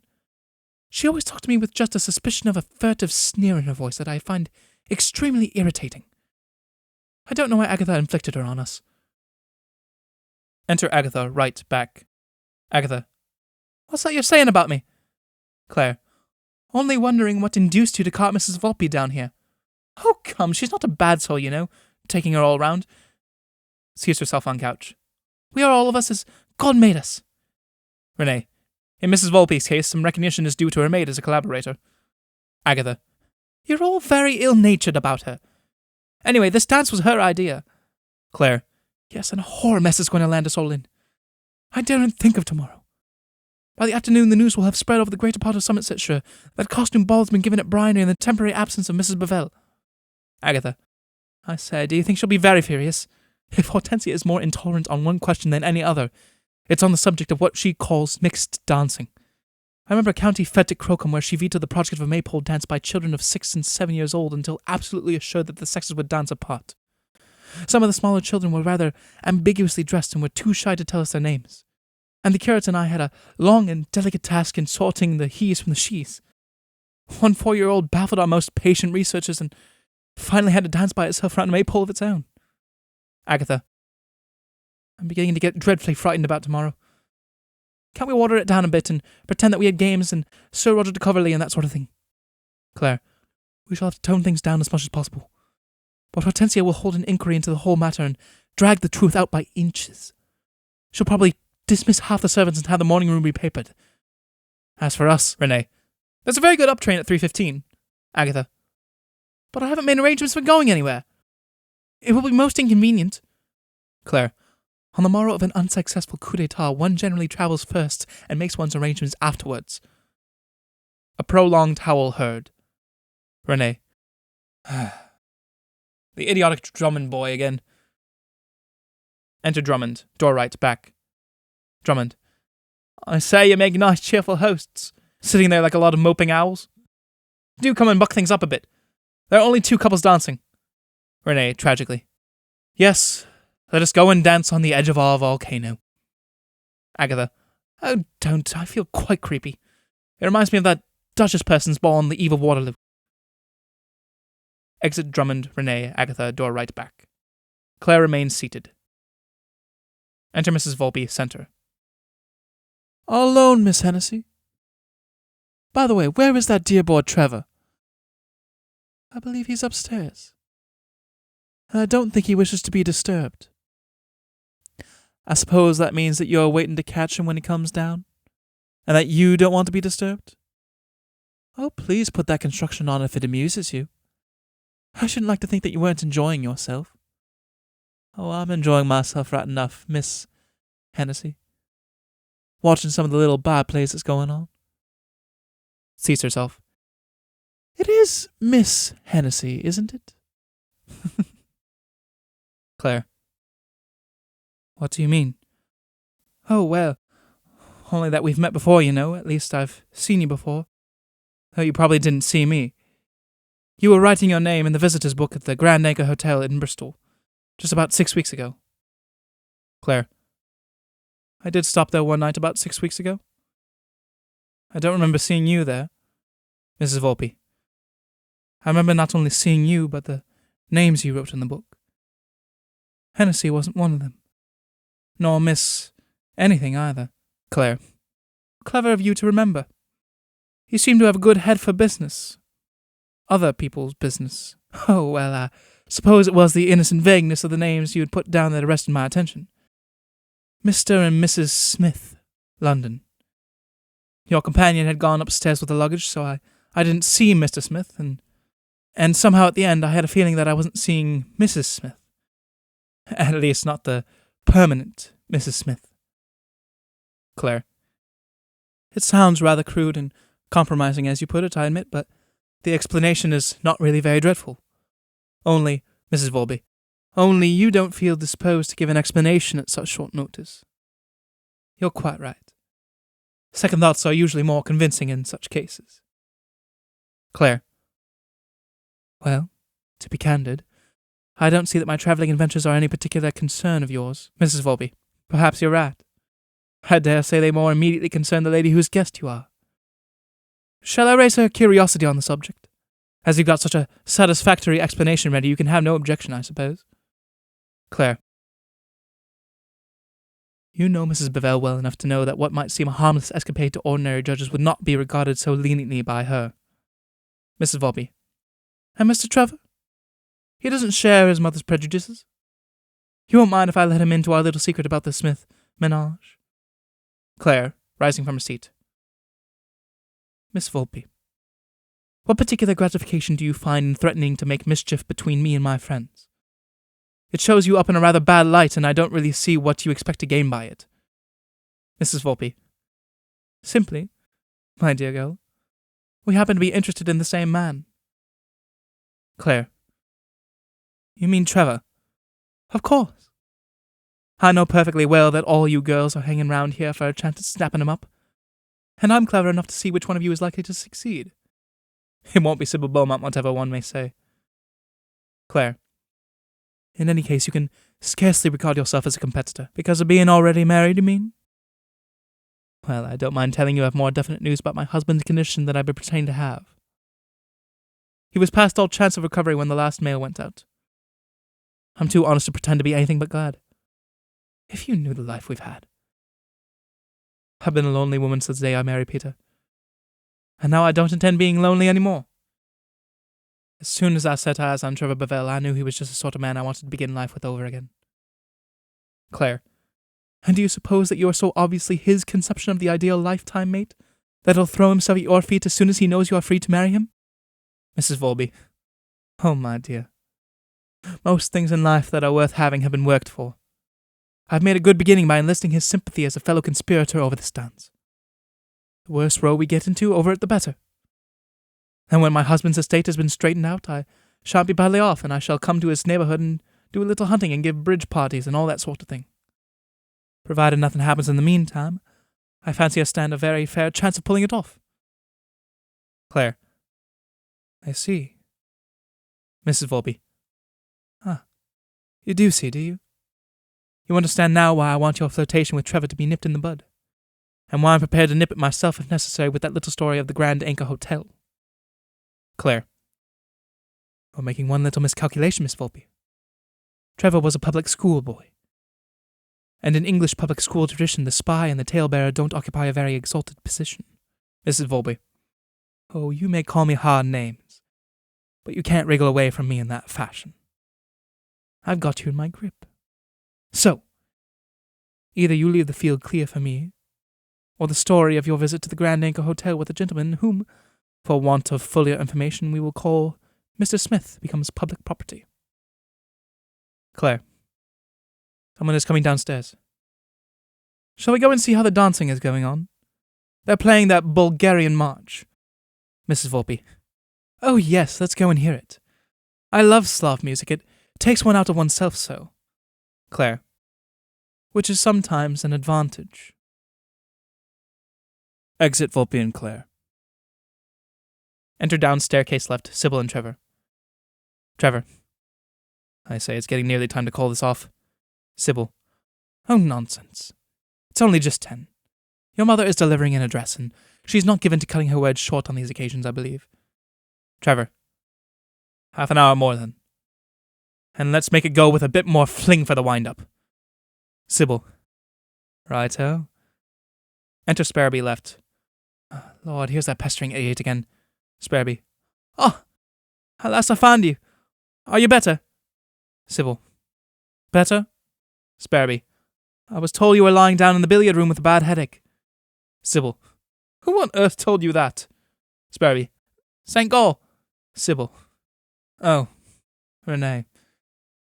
Never believe a word he says. I'm in my usual health, but I'm frightfully hungry. Trevor, do go and forage for something edible. I was too excited to eat much at dinner, and I know I shan't dare to come down to breakfast tomorrow. I'll wait for you here. Trevor. I'll go and parley with the cook. Exit Trevor, door center. Sparrowby. What have you been doing all this time? Sybil, seating herself on couch. Oh, don't ask me. Sitting upstairs with Trevor and trying to keep him from going to sleep. I assure you it wasn't amusing. Sparrowby. I should never go to sleep if I were by your side. Sybil. What an inconvenient husband you would be. Oh, I wish you wouldn't always be fooling. Seats himself beside her. You don't know how much I love you. Of course I don't. I've only got your word for it that you care at least a bit for me. Now if you were to do something to prove it, I'd do anything. Well, do something that would give you a name in the world. For instance, paint pictures and have them exhibited at the Royal Academy. It would be something to talk about when one went there. Sparrowby. But I can't paint. Oh, I don't think that matters as long as you exhibited. Of course I wouldn't so. Or, why not found a religion like Muhammad and Wesley and those sort of people did? Sparrowby. But you can't found religions offhand. You want inspiration and enthusiasms and disciples and all manner of special conditions. Well, then you could invent a new system of scoring at county cricket or breed a new variety of fox terrier. But it would take years and years to produce a new variety. Sybil. I would wait. Oh, so patiently. Sparrowby. Sybil. If I was successful in breeding a new kind of fox terrier, would you really marry me? I wouldn't exactly marry you, but I would buy some of the puppies from you. I've got an awfully jolly little fox terrier at home. If you tell her the Kaiser's coming or Roosevelt's coming, she lies quite still. But if you say King Edward's coming, she jumps up at once. Isn't it clever? I taught her myself with gingerbread biscuits. Sparrowby. Won't you realize that I'm asking you to be my wife? Of course I realize it. You've asked me so often that I'm getting to expect nothing else. I wish you would vary it a little and ask me something different. Only, don't ask me that dreadful thing about this man's father was my father's only son. It nearly gives me brain fever. I wonder if you have a heart at all. Of course. I've got the usual fittings. It's very rude of you to suggest that I'm jerry-built. But look here. Joking apart, do something to oblige me. Go and dance with poor Evelyn Bray. She's been at the piano all evening and hasn't had a scrap of dancing herself. If I do, will you give me a dance afterwards? I'll give you 2. Sparrowby, rising from a seat. You angel. I wish you'd always be as kind. Exit Sparrowby, door right back. Sybil, hearing someone come in. Is that you, Trevor? I'm getting rather ravenous. Enter Agatha, door center. Oh, Lord. Agatha. Hello, Sybil. Have you seen Trevor? Sybil. No, I think he's dancing. He hasn't been in the dancing room for about an hour. Neither have you. Seats herself on chair right of couch. Sybil. I'm so hot, I'm sitting out here to get cool. I suppose it's the excitement. I say, do go and help Evelyn at the piano. She's getting quite fagged out, poor dear. Agatha, acidly. I've just played them a polka. Evelyn hasn't been near the piano for the last half hour. If you hadn't been sticking to Trevor like a drowning leech, you might have known that. Sybil, furiously. I haven't been sticking to him. And leeches don't drown anyway. Oh, I'm not up in their natural history. I only know they stick like mud. I'll say a floating leech if you like. It so happens I've been listening to marriage proposals from that pestering Sparrowby all evening. Agatha. I've had the infliction of dancing with him no more than 4 times, my dear. And he kept on complaining that he couldn't find you. Don't be disheartened. Accidents will happen to the most accomplished fibbers. Sybil. Why is it that the plain women are always so venomous? Oh, well, if you're going to be introspective, my dear. Enter Trevor, door center. Trevor. All I could raise was some cold rice pudding and a bottle of pickled walnuts. If there's anything I detest in this world, it's rice pudding. Agatha, going over to table. I loathe rice pudding. It's so wholesome. On the other hand, I simply adore pickled walnuts. Helps herself. Trevor. Won't you have some, Sybil? Helps himself. Sybil, rising from seat. I'm not going to stay here to be insulted. I've been called a liar and a leech. Agatha. I said fibber, my dear, not liar. Exit Sybil, door right back. Trevor. Have you two been having a slanging match? Oh, no. Only poor Sybil's so dreadfully short-tempered she can't take anything in good part. She's a dear, sweet girl, one of the very best, but I should be awfully sorry for any fellow who married her. That reminds me, Trevor. You ought to marry. Helps herself to another walnut. Trevor. There's a great deal to be said for that point of view. And as far as I can see, there's no particular likelihood of it being left unsaid. Helps himself to walnut. I suppose the difficulty is to think of anyone you could care for sufficiently. Trevor. Have anything to say against Mrs. Volpe? Good heavens! Mrs. Volpe! That vulgar, overdressed pair with the manners of a Cockney sparrow? I should think she began life in a cheap jack store. Surely you can't be thinking seriously of her. I asked you if you had anything to say against her. Considering the short notice, you managed very well. Wasn't it you who brought her down here? Agatha, helping herself to walnut. Well, yes, I suppose I did. Somehow in Folkestone she didn't seem such an awful rotter. Anyway, she's got a husband. No, the woman for you must be one of great similarity of tastes. On the contrary, I avoid that kind. At the present moment, I regard you with something bordering on aversion. Stirs frantically in jar. Agatha. Call me with aversion! My dear Trevor, if it hadn't been for our duplicate passion of picked walnuts, this cruel tragedy wouldn't have happened. There's not one left. No, the woman I marry must have an unbridled appetite for rice pudding. Agatha, dubiously. I dare say with some rice pudding, Nicely cooked, wouldn't be a bad eating. Begins agitating spoon listlessly through the rice pudding dish. Trevor. That is not the spirit in which my ideal woman must approach rice pudding. She must eat it with an avidity that will almost create scandal. She must devour it secretly in dark corners. She must buy it in small quantities from chemists on the plea that she has neuralgia. Such a woman I could be happy with. Agatha, while talking, is waving spoon in air. She might be odious in other respects. Trevor. One must not expect to find perfection. I wish you would be more serious when we are discussing a serious subject. I suppose matrimony is a more serious affair for us poor women than for you men. Trevor. How can I discuss anything seriously when you're covering me with fragments of rice pudding? Oh, you poor dear, I'm so sorry. Let me rub you down. No, don't you. I won't be massaged with rice pudding. Enter Mrs. Volpe, door center. Mrs. Volpe. What are you two playing at? Only trying to find new uses for cold rice pudding.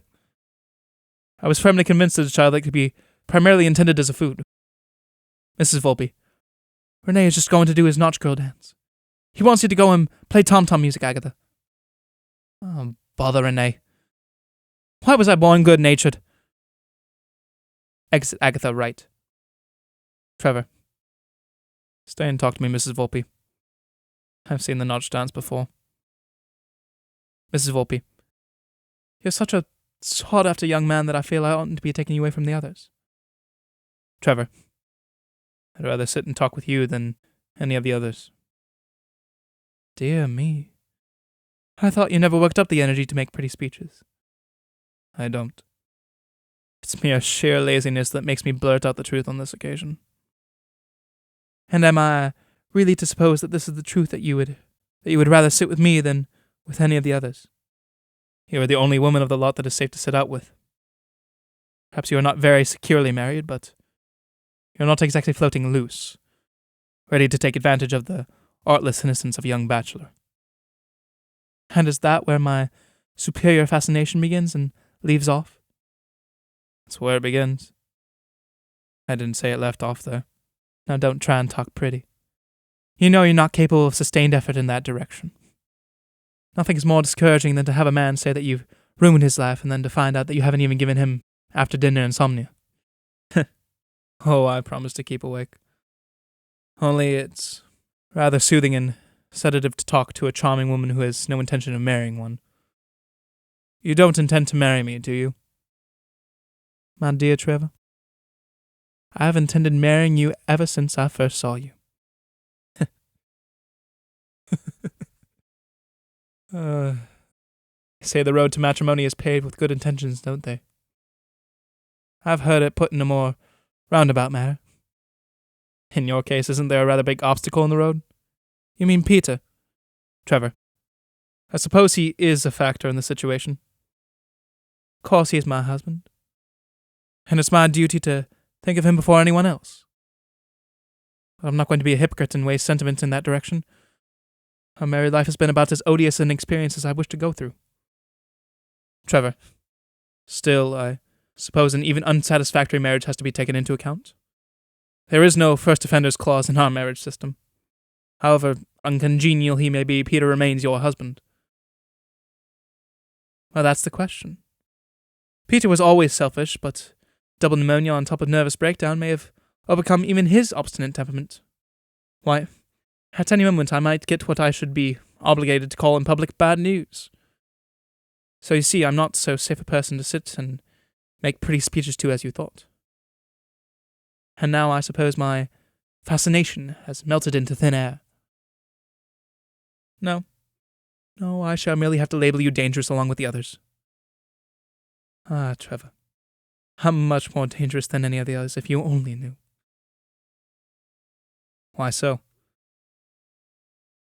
Because I really want you for your own self. The others are all after you for family reasons and general conscience and that sort of thing. I want you because, well, I've seen a bit of the world, and I know the worth of a man like you, who can't be flabbergasted or humbugged or led by... Hush! Someone's coming. Enter William, door left. Just clear these things away, William. I should like my mother to find the hall in its usual state. Now, Mrs. Volpe, I must be going into the dance. I've shirked my duty most horribly. Mrs. Volpe, well, let's have a dreamy waltz together. To set the seal on what we've been talking about. We are friends, aren't we? Exeunt Trevor and Mrs. Volpe, door right. William gathers up empty plates. Enter Renee, door center. Renee, helping himself to wine. William! Can you find me any more peaches? William. No, sir, I brought you the last. Renee, arranging himself comfortably on couch. Well, try to discover a fig or a banana somewhere, do. And if you remind me tomorrow, I'll ask Mr. Ludovic to give you that yellow striped waistcoat that he hardly ever wears. Thank you, sir. You don't know of no one wanting a page, do you, sir? Renee. Why? Are you thinking of leaving? Will. I expect I shall have to leave without having time to do any thinking about it, sir. When Mrs. Bavvel comes to hear about our goings-on behind her back, she'll behave like one of those cyclopses that sweeps away whole villages. Renee. Cyclone, William. Not cyclops. That's it, sir. Cyclone. And I expect I shall be among the sweepings. I've no particular fancy to be going home out of situation just now, sir. Home life is a different thing with you gentry. You're so comfortable and heathen. Renee.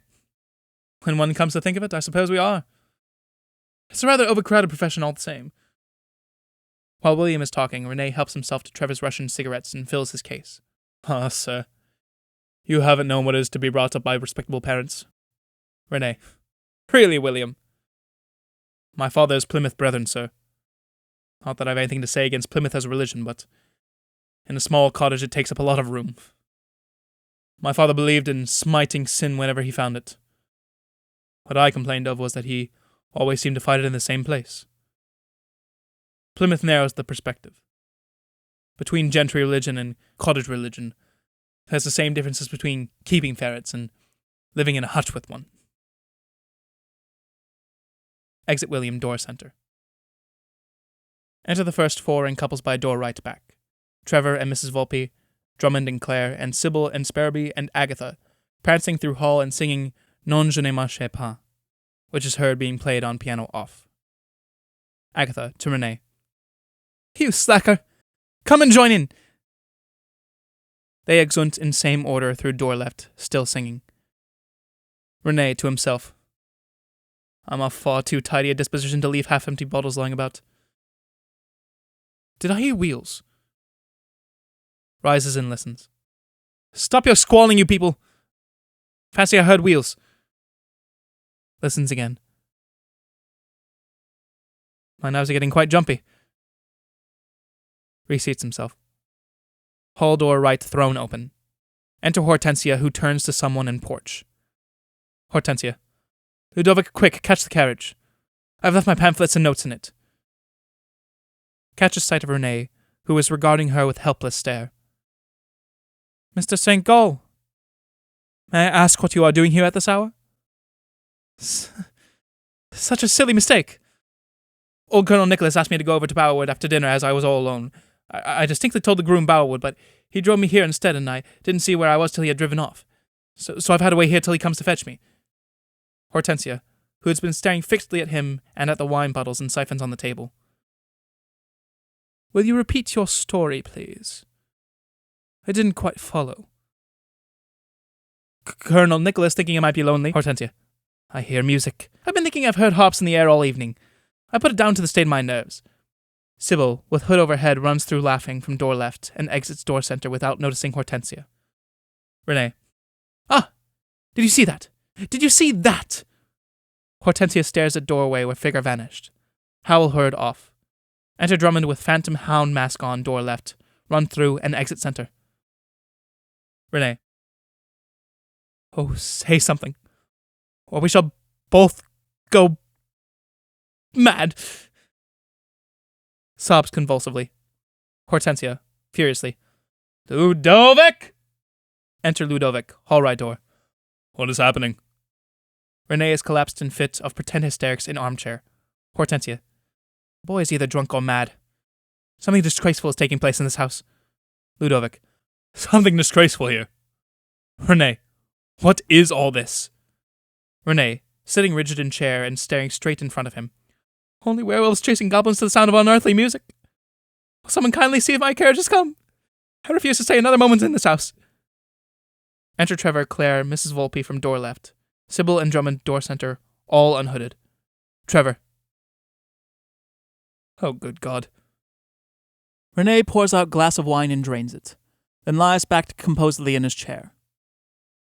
A prolonged pause, during which Hortensia surveys sheepish group of revelers. Sybil, weakly. We were having games. Mrs. Volpe. Old English games. Drummond. Charades. Claire. Historical charades. Enter Agatha and Sparrowby, door right back, singing with fortuitous exuberance Non je ne mangerai pas. They stop horror-stricken in center stage. Hortensia, seating herself in high-backed chair, her voice trembling with rage. May I ask who has organized this abominable and indecent orgy in my house? Will somebody enlighten me? Claire. It was something we got up on the spur of the moment. There was nothing organized, and what brought people in from outside? I've heard a contemptibly ridiculous story about Mr. St. Gaul's accidental arrival here. How do you account for Mr. Drummond's presence? Was he also trying to make his way to Bowerwood? Drummond, blunderingly. Yes. Renee, decisively. No, that's my story, and it won't be plagiarized. Sybil. He dropped in by chance. Drummond. Yes, quite by chance. Hortensia. Also on the spur of the moment. A moment to be observed when I happened to be temporarily absent. And knowing my strong objection to the questionable form of entertainment involved in promiscuous dancing, you choose this moment for indulging in an aggravated and indecent kind of dance which I can only describe as a brawl. Mrs. Volpe. But, dear Mrs. Bavvel, I assure you there is nothing indecent in a sheet and pillowcase dance. Lulu Duchess of Dulverton gave Lulu Duchess of Dulverton is not a person whose behaviour or opinions will be taken as a pattern at Briony as long as I am mistress here. While you are still under my roof, Mrs. Volpe, I trust you will endeavour to remember that fact. Whether after this deplorable error of taste you will see fit to prolong your visit, of course I don't know. Apparently this monstrous misuse of the bed linen, which is intended for the sleeping accommodation of my guests, was carried out at your suggestion. Mrs. Volpe, bursting into tears. I think, considering the mental anxiety and strain through which I am passing, with a husband hovering between Johannesburg and heaven, I am being unfairly treated. Exit Mrs. Volpe, door left. Hortensia. I've refrained from complaining, Agatha, about the inconsiderate way in which you bring brambles and hedgeweeds and garden refuse into the house. But I must protest against your introducing individuals of the type of Mrs. Volpe as guests at Briony. Who is playing that piano? Sybil. Think it's Evelyn Bray. Hortensia. Ah. Who also dropped in accidentally, I suppose. Ludovic. Will you kindly tell Miss Bray that we don't require any more music this evening? Exit Ludovic, door right back. Had we not returned unexpectedly early, I presume this outrageous entertainment would have been kept from my knowledge. I may inform you that the mayor took upon himself to cancel the reception at the town hall, at which I was to have delivered a brief address, for the rather far-fetched reason of showing respect and sympathy at the sudden disappearance of Mrs. St. Gaul. Renee. I say that was rather pet lamb of him. Hortensia. Mrs. St. Gaul's son appears to treat the incident as of less serious importance. I came here for rest and sympathy, with a very faint possibility of a little bridge to distract my thoughts. I wasn't to be expected to know that historical charades would be going all around me. My nerves won't recover for weeks. Hortensia. I am a persistent advocate of the absolution of corporal punishment in the Navy and in board schools. But I must confess, Mr. St. Gaul, that a good birching inflicted on you would cause me no displeasure. Enter Ludovic, door right back. Sybil. Really, Mrs. Bavvel, we must plead guilty to having planned this semi-impromptu affair just a little. But we thought it would be such a good occasion for making an announcement. Agatha. An announcement? Hortensia. What announcement? Sybil, looking at Trevor. An announcement that I'm provisionally, engaged. Sparrowby. Oh, Sybil, you angel. Let me announce it. Sybil and I are engaged. Ludovic. Engaged? You and Sybil? Impossible. I congratulate you, of course, but it's most unexpected. Claire. You dear thing, congratulations. Sybil, furiously. You must understand me. I'm not engaged, do you hear? Sparrowby. Oh, Sybil, but you just said you were. Sybil. You fool. I was talking about something quite different. Exit Sybil, door left. Hortensia. There seems to be some confusion about this wonderful announcement. Ludovic. I gather that Mrs. Beaumont was talking about something she's engaged on. Anyhow, she distinctly stated that she's not engaged to Mr. Sparrowby. Hortensia. In any case, this is hardly a fortunate moment in which to make announcements of secondary interest. Enter William, door center, carrying plate with banana. Stops horrified to see Mrs. Bavvel, who rises from chair. What are you carrying there, William? William. A banana, ma'am. What are you doing with a banana at this time of night? It's for her. Him. The cockatoo, ma'am. For Adolphus. At 11:15. He's never fed at this hour. He seemed disturbed and restless, as if he was asking for something, ma'am. Disturbed? I am not surprised. In the 14 years that he has lived here, he has never before experienced such an evening of disgraceful disorder. Trevor, perhaps you will see that your neighbours, who dropped in so unexpectedly, will leave with as little delay as possible. Those of you who are present, my guests, will kindly retire to their sleeping apartments. William? Yes, ma'am. Tell cook to send a cold supper for myself and Mr. Ludovic to the dining room. Some beef and pickled walnuts and a few peaches. Will, weakly. Yes, ma'am. Tomorrow I shall have a good deal to say on the subject of these deplorable proceedings. Tonight, I am too upset. I left Briony an orderly English home. I returned to find it a casino. Exit Hortensia up staircase left, followed by Ludovic, who holds up his hands in mock despair. The others stand blankly watching them disappear. Renee seizes banana which William is holding on plate and exit right, eating it. He is followed by Drummond and Agatha. William exit door left, leaving Claire and Trevor alone. Curtain.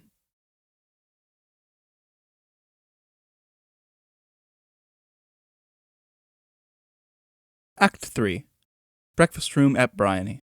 Ludovic, having just breakfast, is still seated, chair pushed back from table, reading paper. Butler about to clear away breakfast things. Butler. Shall I remove the breakfast things, sir? Ludovic, glancing at clock. Is no one else coming down? Where is Claire? Butler. Miss Claire complained of a headache, sir, and had breakfast in her room. Ludovic. And Mr. Trevor? Mr. Trevor breakfasted very early and went up to the farm. Miss Sybil breakfasted in her room. Ludovic. Had she a headache also? She complained of a headache, sir. Mrs. Volpe breakfasted in her room. The same complaint? No, sir, anxiety and nervous depression. She made a very big breakfast, sir. I don't know whether Miss Agatha has had her breakfast sent up.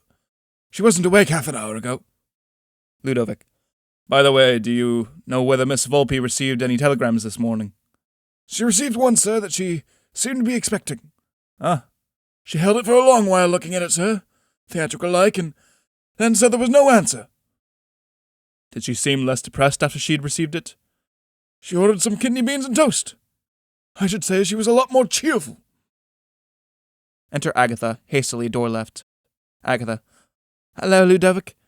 Only you here. I meant to have breakfast upstairs, but I saw Hortensia go out to the rose garden, so I skipped down. Butler. Shall I warm some of the breakfast dishes for you, miss? Agatha. No, just make me some fresh tea and leave the ham and sardines. While speaking, has both arms on the table. I don't see any butter. Butler. Your sleeve's in the butter, miss. Oh, so it is. And you might bring in some more toast. Yes, miss. Agatha. Isn't there any honey? Ludovic. Here are other sleeves in the honey. Agatha. Oh, bother. Exit Butler, door center. I say, did you breakfast with Hortensia? Was she very awful? She told me she had lain awake most of the night boiling with indignation. She's now in the hard-boiled state of cold vindictiveness. Agatha. Oh, mercy on us, whatever shall we do? Personally, I intend going for a few weeks on a visit to Ireland. But we can't all go to Ireland. One of the great advantages of Ireland as a place of residence is that a large number of excellent people never go there. You're disgustingly selfish. You don't think what is to become of the rest of us. On the contrary, it's you that are selfish and inconsiderate. If one of you only married Trevor, all this Hortensia discomfort and forced marching would be avoided. How absurd you are, Ludovic. One can't marry Trevor without his consent. No really nice girl would make advances to a man unless he showed himself attracted to her first. And, as regards to Trevor, it wouldn't be the slightest good anyway. One might as well make advances on the landscape. Oh, we poor women are so dreadfully handicapped. If I were only a man, If you were a man, you couldn't marry Trevor, so that wouldn't help us. Your sleeves in the honey again. Enter butler, door center, with tea and toast. Butler. Is there anything else I can bring you, miss? Agatha. No, thank you. Oh, tell cook in case I should be travelling later in the day to cut me some ham sandwiches. No mustard. Yes, miss. Shall you want the dog cart ordered? Ludovic. You had better say the wagonette and the luggage cart. There may be others leaving this afternoon. Butler. The 3:20 up or the 4:15 down, miss? Agatha. I'm not quite sure. I'll let you know later. Yes, miss. Exit butler, door center. Agatha. If Hortensia is in and never darken my doors again kind of temper, I shall go right off to town and on somewhere from there. On the other hand, if it's a kind of outbreak that blows over in a week or two, I shall merely go and stay with some people I know at Exeter. Nice people? Oh dear no. Quite uninteresting. I met them somewhere in Switzerland. They helped to find some luggage that had gone astray. I always lose luggage when I travel. They have porridge in the mornings, but they live close to the station, so one hasn't got to take a cab. Perhaps it won't be convenient for them to have you at a moment's notice. It's not at all convenient for me to go there. But at a time like this, one can't stop to think of convenience. Especially other people's. Enter Sparrowby, cautiously, door left. Sparrowby. I've been afraid to come in before for fear of meeting Hortensia. I'm awfully hungry. I suppose everything's cold. Ludovic. As a matter of public convenience, I request you to be sparing with the ham. It may be required later in the day for an emergency ration of sandwiches. Have you booked a seat in the wagonette? Sparrowby. I say, is it as bad as all that? I hope Mrs. Bavvel might have cooled down a bit. She has. She has settled comfortably into a glacial epoch which will transform Briony into a subarctic zone in which I, for one, am not tempted to remain. Sparrowby, seating himself at table and beginning to eat. What an awful nuisance. I don't want it all to leave Briony just now. I say, do you think I'm engaged to Sybil or not? She certainly seemed to say that we were engaged last night. I really haven't given it a thought. I don't think it matters particularly. The important question is Trevor engaged to anybody? Sparrowby. I think you're awfully unsympathetic. It's absurd to expect sympathy at breakfast time. Breakfast is the most unsympathetic meal of the day. One can't love one's neighbour with any sincerity when he's emptying the toast rack and helping himself lavishly to the grilled mushrooms that one particularly adores. Even at lunch, one is usually in a rather quarrelsome frame of mind. You must have noticed that most family rows take place at lunchtime. At afternoon tea, one begins to get polite, but one isn't really sympathetic till about the second course of dinner. Sparrowby. But the whole future happiness of my life is wrapped up in Sybil's acceptance of my offer. People who wrap up their whole future happiness in one event generally find it convenient to unwrap it later on. Enter Claire, door left. Claire. Morning, everybody. Have you braved things breakfast with Hortensia? Agatha. No. Only Ludovic. He reports us being pretty bad. It's a regular case of sauve qui peut. Claire. Such disgusting weather to travel in. Fancy being cooped up in a stuffy railway carriage all the afternoon. Anything in the papers, Ludovic? Very possibly there may be. Agatha and Sparrowby have kept me so pleasantly engaged in discussing their plans that I've scarcely been able to grapple with the wider events of the day. Agatha. Oh, I can always read and carry on a conversation at the same time. I suppose I've got a double brain. Claire. Why don't you economize and have one good one? Ludovic, rising. If you two are going to quarrel, I'm off. Other people's quarrels always make me feel amiable, and a prospective parliamentary candidate can't afford to be amiable in private life. It's like talking shop out of hours. Ludovic walks towards door left. Sparrowby, jumping up and following him. I say, Ludovic, I want to ask you, do you really think... Exit Ludovic with Sparrowby, door left. Enter Mrs. Volpe, door center. Mrs. Volpe. Is the coast clear? I'm scared to death of meeting that Gorgon again. Agatha. Had breakfast? Mrs. Volpe. Nothing worth speaking of. Oh.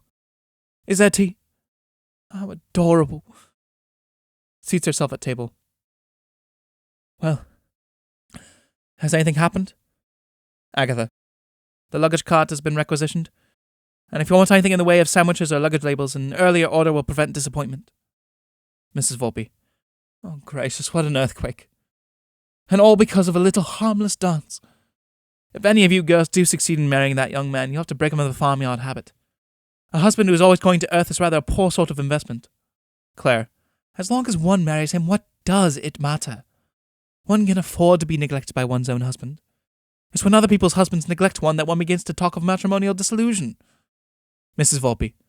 Other people's husbands are a rather overrated lot. I prefer unmarried men any day. They have so much more experience. Claire. I don't agree with you. Isn't there a proverb, a relapsed husband makes the best rake? Agatha. You're positively disgraceful, both of you. We used to be taught to be content with the 10 commandments and one husband. Nowadays, women want to get along with fewer commandments and want 10 husbands. Mrs. Volpe. It's no use scolding. It's the fault of our age we live in. The perfection of the motor car has turned the country into a vast prairie of grass widowhood.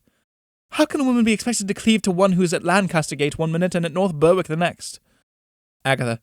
She can stay at home and lavish her affections on her babies. Claire. I hate babies.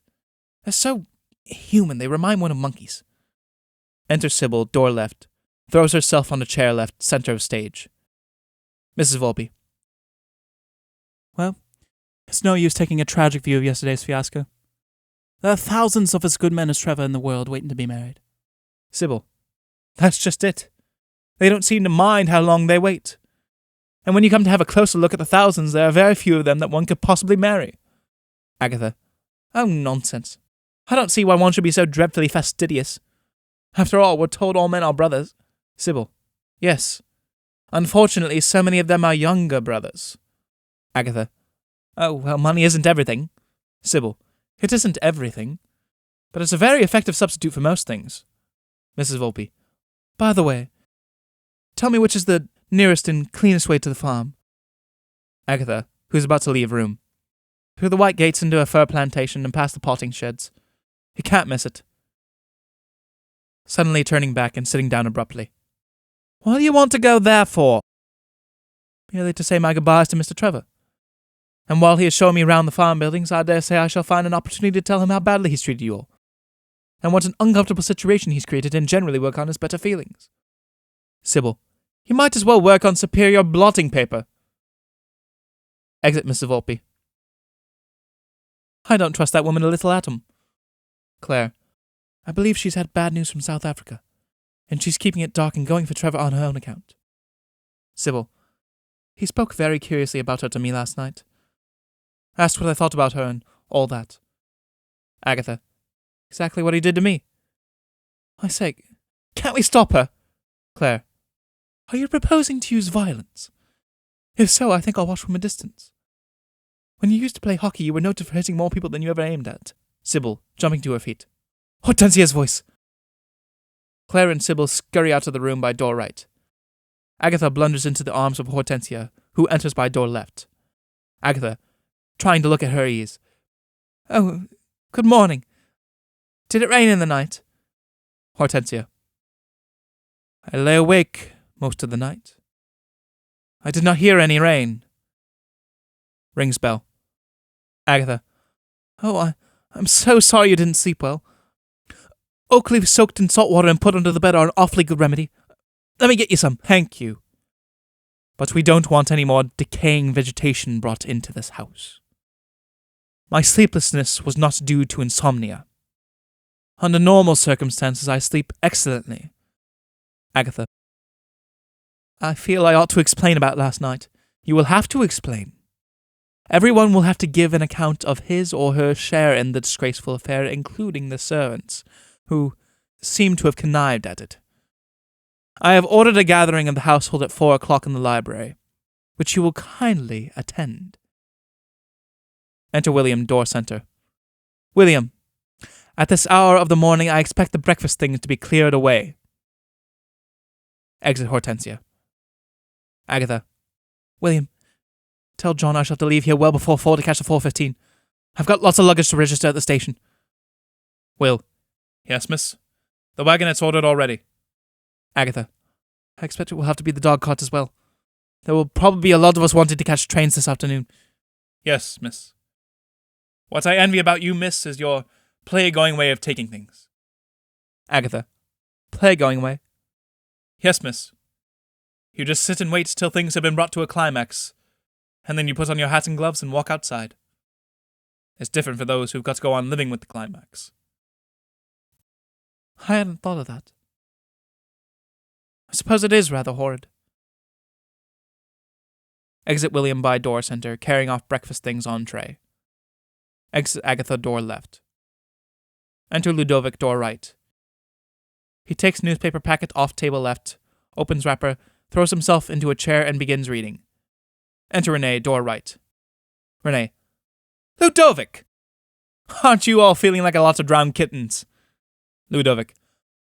I don't know what a lot of drowned kittens feels like. I hope I'm not looking like a lot of drowned kittens. Renee. Oh, don't talk about looks. Looks himself carefully over in the mirror. I felt so jumpy last night that I should scarcely dare put the light out. I had a hot water bottle in my bed. A hot water bottle? Surely it's too warm for that. Oh, there was no hot water in it. It was merely to give a sense of protection. I suppose there's a general stampede? Seats himself, chair, center stage. Ludovic. The house resounds with the cutting of sandwiches and the writing of luggage labels. Renee. And what does he say to it all? Who? Trevor? He made a strategic move to the farm at an early hour. I believe he was so sleepy last night that he doesn't really know whether he proposed to Sybil or not. Sybil did her best, but that miserable Sparby ruined whatever chance she had. I've no use for that person. He's just the kind of idiot who comes up to you in a Turkish bath and says, "Isn't it hot?" Meanwhile, what are you going to do? I shall pay a long projected visit to an old chum who lives in Kildare. Nonsense, Ludo, you can't. Nobody really lives in Kildare. I don't believe there are such places. And old Spindleham is really at the last gasp. The Western Morning News says he can't live out the week. Ludovic. Under present circumstances, Renee, I've no intention of standing. Oh, don't be so provoking. Go and see Trevor and tell him he must marry Sybil. Explain the circumstances to him. A wife is the sort of thing that can happen any day, but a parliamentary vacancy is a different matter. There's your career to think of. He will naturally retort that his whole future happiness is to be thought of. Damn, what about my whole future income? My dear Renee, the question is whether or not we have hunted Trevor into the wrong net. I've just met that Volpe woman cry up to the farm, and something in her manner tells me that she's running a trail of her own. But her husband, what... I asked her if she had any news of him. She was careful to tell me that she hadn't received any letters this morning. She was equally careful not to inform me that she did get a telegram. I fancy that telegram announced her promotion to the rank of widowhood. But you surely don't think that Trevor would... That's exactly what I do think. We've tried to badger and harry him into a matrimonial entanglement with all sorts of eligible and likely young women. And it's quite in the nature of things he'll turn round and perversely commit himself to this wholly impossible person. You must remember that Trevor is a fellow who has seen comparatively little of the world, and what he's seen has been more or less of one pattern. Now that he's suddenly confronted with a creature of quite another type, with whom he isn't expected to interest himself, naturally at once he becomes interested. Renee. Well, if this stumbling block of a husband of hers has really been good-natured enough to migrate to another world, everything is plain sailing. Trevor can go ahead and marry the lady after a decent interval, of course. Absolutely out of the question. I should never forgive myself if such a thing happened. But why? Haven't we been moving heaven and earth to get him married? Married, yes, but not to Mrs. Volpe. After all, Trevor is my only brother's only son, and if I can help it, I'm not going to sit and let him tie himself to that bundle of scheming vulgarity. Besides, a woman like that installed as mistress of Briony would only mean a prolongation of Hortensia's influence. Trevor would be driven to consult his mother in everything, from the sheer impossibility of putting confidence in his wife. I think we're being absurdly fastidious about Trevor's wife. We've given him heaps of opportunity for marrying decent non-entities, so I don't see why we should reproach ourselves if he accidentally swallows a clumsier bait. Anyhow, I don't see how you're going to stop it if there's really anything in it. That's just what's worrying me. To speak to him about it would be to clinch matters. With rare exceptions, the Bavels are devilishly obstinate. Renee. Well, it would be a rather delicate subject to broach to her. She would scarcely relish being told that she is impossible. I should put it more tactfully. I should tell her that she wouldn't harmonize with local surroundings, that she has too much dash and go, and help me out with some tactical attribute. Too flamboyant? I asked you for tact, not fact. Too much individuality. I don't know what that means, but it sounds well. Thank you. That will do nicely. A woman always respects a word that she can't spell. You better jot it all down on your cuff. You'll forget it in a sudden panic when you're talking to her. Enter Butler right. Butler. Colonel Mutsum! Enter Colonel Mutsum right. Exit Butler, same door. Colonel. How do you do? Shakes hand with Ludovic, bows to Renee. What unpleasant weather. Quite damp. I hope dear Hortensia is well. I have a great admiration for Hortensia. I always say she's the first lady in Somersetshire. Renee. Everything must have a beginning. Colonel. I hear our member is not expected to live. Seats himself in chair right. Ludovic. I saw something to that effect in the local papers. Colonel. I suppose we shall be having an election in a few weeks' time. Is it true that you are the prospective party candidate? I saw it suggested in the local papers. There has always been some idea of getting a Bavvel to stand. Colonel. I suppose you would accept. Ludovic. That will depend very largely on family considerations. Renee. Of course Ludovic means to stand. I caught him yesterday being ostentatiously sympathetic to the local chemist, a man with a hare lip and personal reminiscences and a vote. No one listens to the personal reminiscences of a man with a hare lip unless they've got some imperative motive. When the man also has a vote, the motive is unmistakable. Ludovic. Renee? As a private secretary, you would have to be very private. Colonel.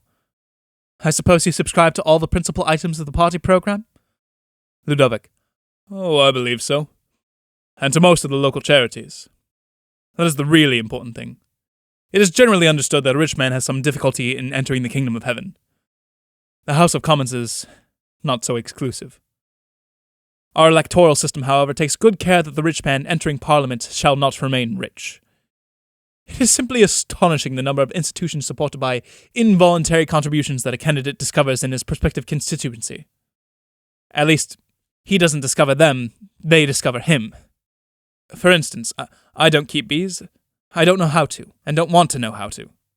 I don't eat honey. I never go near a hive except at an agricultural show when I am perfectly certain there are no bees in it. Yet I have already consented to be vice president and annual subscriber to the local Bees Keepers Association. On consulting a memorandum book, I find I am vice president of 7 bell ringers guilds and about 20 village football clubs. I cannot remember having been so enthusiastic about football when I was in school. I am a subscribing member of a botanical ramble club. Can you imagine me doing botanical rambles? Of course you quite understand that there's no bribery in all this. Colonel. Of course not. Bribery is not tolerated nowadays. Ludovic. At any rate, one gives it another name. Let us call it altruism in compartments. Very intense and comprehensive where it exists, but strictly confined within the bounds of one's constituency. Colonel. I suppose you're sound on religious questions? There's no truth in the story that you have leanings towards agnosticism. My dear Colonel, no one can be agnostic nowadays. The Christian apologists have left one nothing to disbelieve. Renee. Personally, I'm a pagan. Christians waste too much time in professing to be miserable sinners, which generally results in their being merely miserable and leaving some of the best sins undone. Whereas the pagan gets cheerfully to work and commits his sins and doesn't brag so much about them. Colonel. I trust you are only talking in theory. In theory, of course. In practice, everyone is pagan according to his lights. Renee, as a private secretary, I'm afraid you would become a public scandal. I shouldn't dare to leave you alone with an unprotected deputation. Enter Trevor, door left. Trevor. Morning, Ludovic. Hello, Colonel. I didn't know you were here. Shakes hands with Colonel Mutsum. Morning, Renee. I distinctly heard you all talking politics. Trevor seats himself in a chair, center stage. Colonel. Politics are rather in the air. It seems we are threatened with a parliamentary vacancy. Ludovic. By way of meeting trouble halfway, Colonel Mutsum has come to ascertain whether there is any probability of my standing. Colonel. I should have expressed it differently. Things do not point at present to the probability of my becoming a candidate. But the Colonel has taken things betimes and has been doing a little preliminary heckling. Colonel. Not heckling exactly. My position as vice chairman of the local party association gives me some opportunity for gauging opinion down here. Collectively, the government has perhaps lost some of its prestige, but individually, I think ministers are popular. Ludovic. Including the irrepressible Bumpingford? Colonel. Oh, certainly. Rather an assertive personality, perhaps, but of undeniable ability. He comes into the category of those who are born to command. Ludovic. Possibly. His trouble so far is that he hasn't been able to find anyone who was born to obey him. So you think ministers are in general popular? Compared with the leaders of the opposition, Ludovic. One should be careful not to say any disparaging things of opposition leaders. Because they may one day be at the head of affairs? No. Because they may one day lead the opposition. One never knows. Colonel. There is the question of votes for women. Personally, I see no reason why women shouldn't have votes. They're quite unfit to have votes, but that's no argument against their having them. If we were to restrict the right of voting to those of the male sex who are fitted for it, we should have to enlarge Hyde Park to accommodate the protesting hordes of non-voters. Government by democracy means government of the mentally unfit, by the mentally mediocre-tempered, by the saving grace of snobbery. Colonel. You will be very unpopular if you say that sort of thing down here. I have no intention of saying it. Some poet has remarked, to think is to be full of sorrow. To think aloud is a luxury of sorrow which few politicians can afford to indulge in. Colonel, suddenly. By the way, was there some dancing at Briony last night? Ludovic, in nervous haste. Oh no, just some Shakespeare readings and a little music. I wonder you haven't asked me about land values. Colonel, I was coming to that. Trevor, eagerly. It's rather an important question, particularly down here. Ludovic, most important. Renee, same eagerness. It's quite one of the questions of the immediate future. An aunt of a cabinet minister was speaking to me only about it last week. She said it kept her awake at nights. Colonel. Really? I quite understood that there was a Cinderella dance. Oh no, dear no, nothing of that kind. Some Shakespeare reading in costume. Colonel. In costume? But how very interesting. What scenes did you give? Renee. The ghost scenes from what do you call it? Colonel. The ghost scene from Hamlet. That must have needed a lot of rehearsal. Renee. No, we had a lot of ghosts, so that if one forgot his lines, another could go on with them. Colonel. What a very odd idea. But they couldn't have all been in costume. Renee. They were. Rows of them. All in white sheets. How very extraordinary. It couldn't have been a bit like Shakespeare. Renee. It wasn't, but it was very like Maeterlinck. Whoever really wrote Hamlet, there can be no doubt that Maeterlinck and Maxim Gorky ought to have written it in collaboration. Colonel. But how could they? They weren't born at the same time. Renee. That's the bother of it. Ideas get used up so quickly. If the Almighty hadn't created the world at the beginning of things, Edison would have probably done it by this time on quite different lines. And then someone would have come along to prove that the Chinese had done it centuries ago. Colonel, acidly, to Trevor, turning his back on Renee. How is your cold, Mr. Trevor? You had a cold before we went to Worcestershire. Trevor. That one went long ago. I've got another one now, which is better, thank you. Colonel. We had such a lot of asparagus in Worcestershire. Trevor. Yes? We got our earliest asparagus in London, then we got more down here, and then we had a late edition in Worcestershire, so we've had quite a lot this year. Renee. The charm of that story is that it could be told in any drawing room. Colonel, rising from seat. I think I saw Hortensia pass the window. If you don't mind, I'll go and meet her. Ludovic. Let me escort you. Exeunt Ludovic and Colonel Mutsum, door right. Renee, lighting cigarette. You've heard the story that's going about. Trevor. That we held unholy revels here last night? Well, apropos of that, people are saying that you and Sparrowby proposed to the same girl, and that Sparrowby threatened to break your neck if you didn't give way to him, and that you gave way rather than have any unpleasantness. Trevor. What an infernal invention. I am damned if I let that go about. Renee. I don't see what you can do to stop it. Trevor. I might break Sparrowby's neck.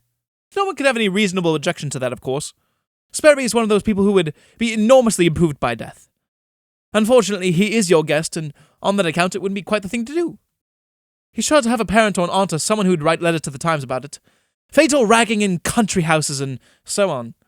No, your only prudent line of action would be to marry the girl, or any girl who would come handy, just to knock the stuffing out of the story. Otherwise you'll have to take it recumbent, as the saying is. Trevor. I'm not fool enough to rush off and perpetuate matrimony with the first person I meet in order to put a stop to a ridiculous story. My dear Trevor, I quite understand your situation. You don't. Of course I do. You don't want to interrupt an agreeable and moderately safe flirtation with a woman who has just got husband enough to give her the flavour of forbidden fruit. I'm not one of those who run the Volpe down just because she's a trifle too flamboyant for the general taste.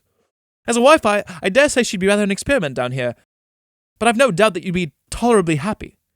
She'd be more at her ease at a suburban race meeting than at any country garden party, but still, you could travel a good deal. And if you find her sympathetic, it doesn't matter very much whether she's intelligent or not. But all of that is besides the point, because she's not available. Inconvenient husbands don't come to timely ends in real life like they do in fiction. If you seriously want to put your foot down on the gossip that is going about and make an end of this uncomfortable domestic situation, your only course is to go straight ahead and propose to the very first available girl that you run up against. If it's a bother the thing that you shirk, let me open negotiations for you. My mission in life is to save other people trouble, on reasonable terms. Renee becomes suddenly aware that Trevor has gone to sleep, and rises angrily from his seat. Of all the exasperating dolts! I don't know how matchmaking mothers manage to grow fat on the business. A week of this would wear me to a shadow. Exit Renee in a fury, door right. Enter Ludovic left. Ludovic. Hello? Is Renee here? Trevor. He was. A minute or two ago. I think I heard him leave the house. Ludovic. Has anything been heard of his mother? So many distracting things have been happening, I clean forgot to ask about her. Trevor. By Jove, so did I. He'll think us rather amiss, but anyhow, he seemed more concerned about finding me a suitable wife than about retrieving his lost parent. Have you heard anything of the story that he says is going about? Ludovic, seating himself. About last night, you mean? Yes, that Sparby and I proposed to the same girl, and Sparby bounced me into taking a back seat. Ah, no. At least, probably what I heard had reference to that. What an unpleasant scandal. Unfortunately, the fact that Sybil is leaving Briony in such a hurry will give colour to it. Trevor. Was it Sybil, then?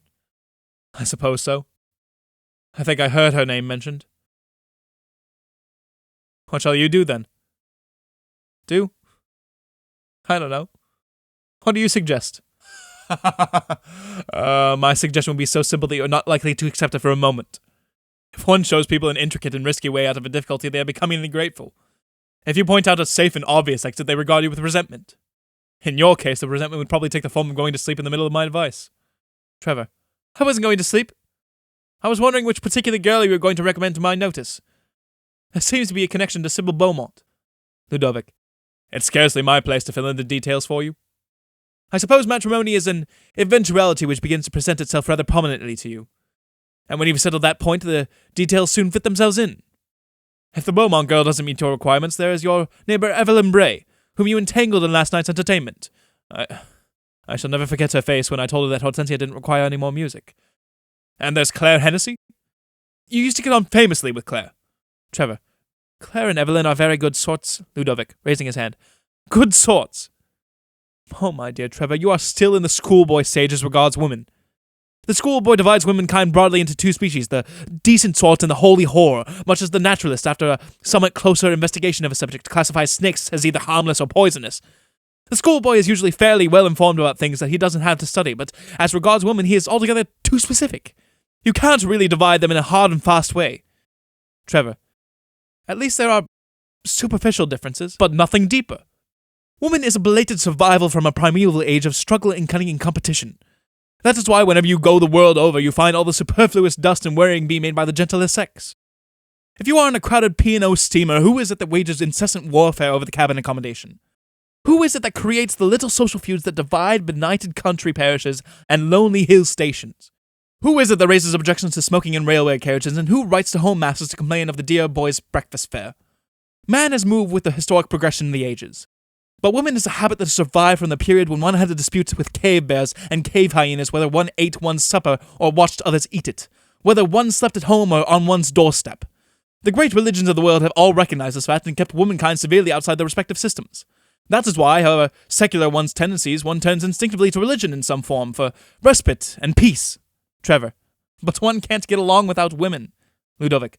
Precisely what I've been trying to impress upon you.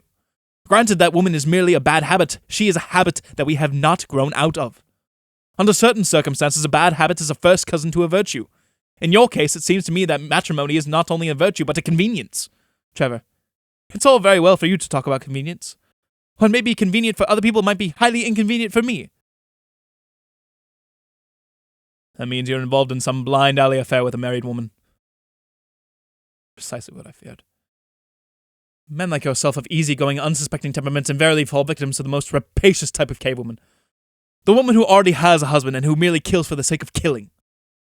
You pick and choose and dally among your artificial categories of awfully good sorts and dear little woman, and then someone of the Mrs. Volpe type comes along and quietly annexes you. Trevor. I seem to have been annexed to Mrs. Volpe by popular delimitation. Critically speaking, she isn't a bit my style, but I don't see anything so very dreadful about her. She's a trifle pronounced, perhaps. She tells me she had a Spanish grandfather. Ancestors will happen in the best-intentioned families. Every social sin or failing is excused nowadays under the plea of an artistic temperament or a Sicilian grandmother. As poor Lady Clossum once told me, as soon as her children found out that a Hungarian lady of blameless moral character had married into the family somewhere in the reign of the Georges, she considered themselves absolved from any further attempt to distinguish between good and evil, except by way of expressing a general preference for the latter. When her youngest boy was at Winchester, he made such an unblushing use of the Hungarian strain in his blood that he was known as the Blue Danube. That, said Lady Clotsam, is what comes of letting young children read Debrett and Darwin.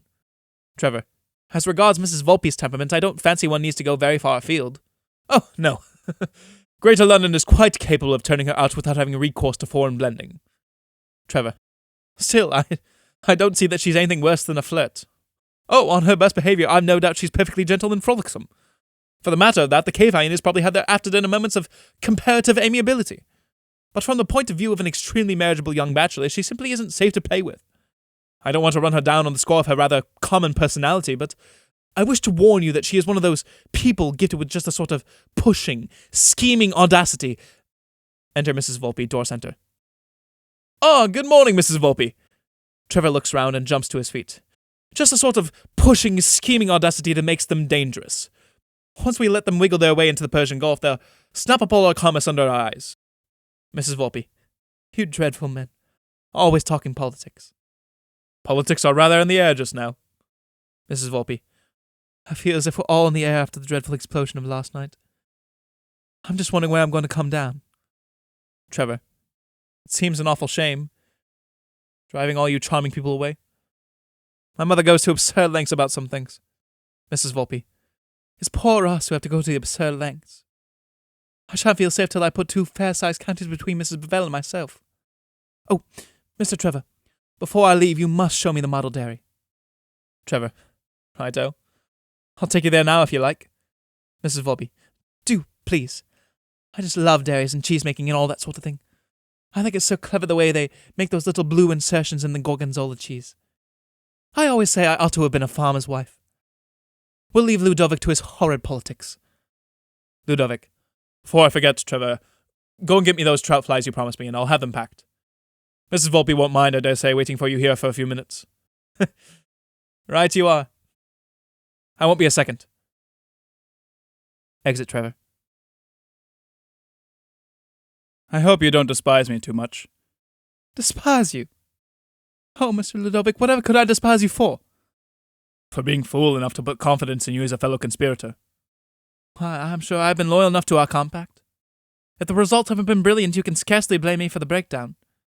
Compact was that you should help in an endeavour to get Trevor engaged to one of the girls of the house party. I don't think I'm mistaken in saying that the game you are playing is to secure him for yourself. Never more mistaken in your life! Really, you seem to forget that I'm a married woman. Your memory is even shorter. You seem to forget that you received a telegram this morning to say that your husband is dead. Oh, whatever will you say next? You don't know what you're talking about. Oh, it's correct enough, I read it. How dare you intercept my correspondence? The telegram was marked plain enough, Volpe co Bavvel.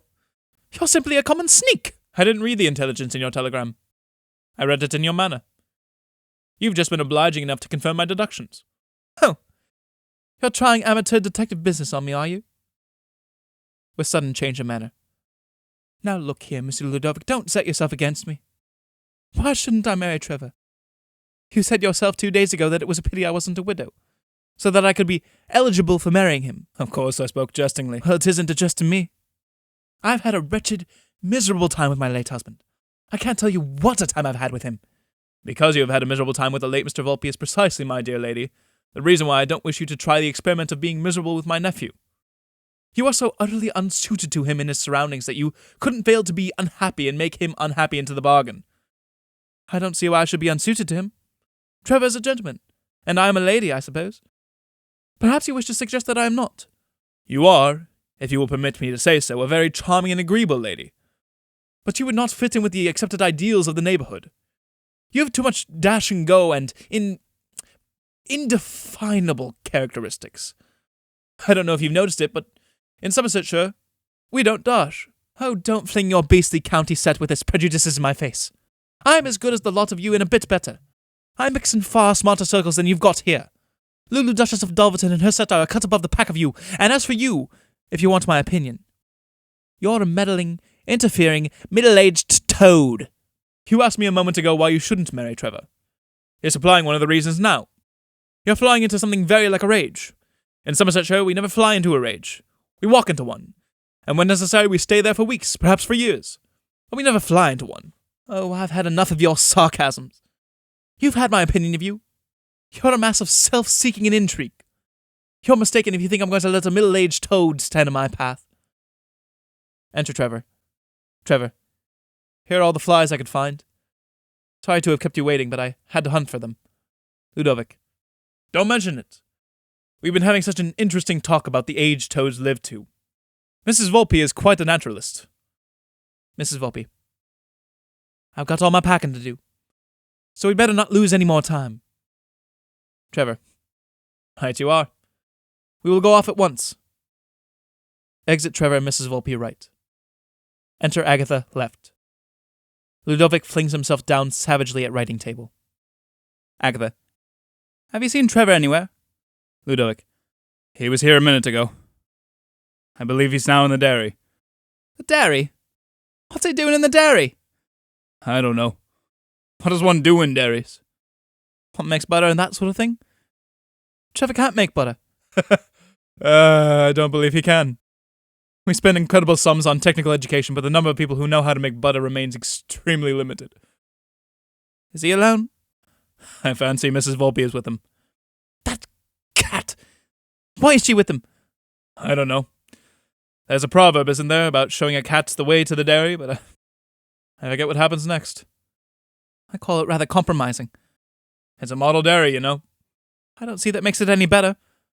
Mrs. Volpe is scarcely a model woman. She's a married woman. A South African husband is rather a doubtful security. And you can scarcely blame her for taking a provident interest in West of England bachelors. It's simply indecent. She might wait till one husband is definitely dead before trying to rope in another. My dear Agatha, brevity is the soul of widowhood. Agatha. I loathe her. She promised she would try and get Trevor to put an end to all this muddle and row by getting him engaged to Sybil or anyone else available. How do you know she's not trying now? Oh, I say, do you think she is? I think it's quite possible. Also, I think it's quite possible that Trevor is discussing learnedly on the amount of milk a Jersey cow can be induced to yield under intelligent treatment. Frankly, I consider these milk and egg statistics that one is expected to talk about in the country border on the indelicate. If I were a cow or hen, I should resent having my most private and personal actions treated as a sort of auction bridge. The country has no reticence. Enter Sybil Wright. Sybil. Well, I've packed. Oh dear, I haven't begun. I know I shall be late for the train. I'm always late for trains.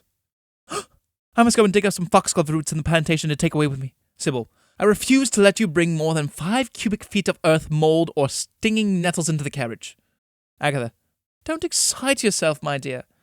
I'm going by down train, and you're going by an up, I presume. Sybil. Don't be a pig. You must come with us to make 4 for bridge. There will be Claire and myself, and you and the Volpe. Otherwise we'll have to let that wearisome Sparrowby in, and I'd rather have a ton of decaying hedge and compressed caterpillar in the carriage than have Sparrowby inflicted on me for 3 mortal hours. Agatha. I'm not going to upset all my visiting plans just to suit your bridge arrangements. Besides, you said the last time we played I had no more notion of the game than an unborn parrot. I haven't got such a short memory, you see. Sybil. I wish you hadn't got such a short temper. Agatha. Me! Short-tempered! My good temper is proverbial. Sybil. Not to say legendary. Ludovic. Please don't start quarrelling. You're making me feel amiable again. Enter Mrs. Volpe, right, trying not to look crestfallen. Mrs. Volpe. I never knew a dairy could be so interesting. All the latest improvements. Such beautiful ventilation and such plain dairymaids. Why, what it is to have a careful mother. You weren't very long in going over it? Oh, I had to rush it, of course. I must go and superintend my packing. It doesn't do to leave everything to one's maid. Sybil. Hortensia.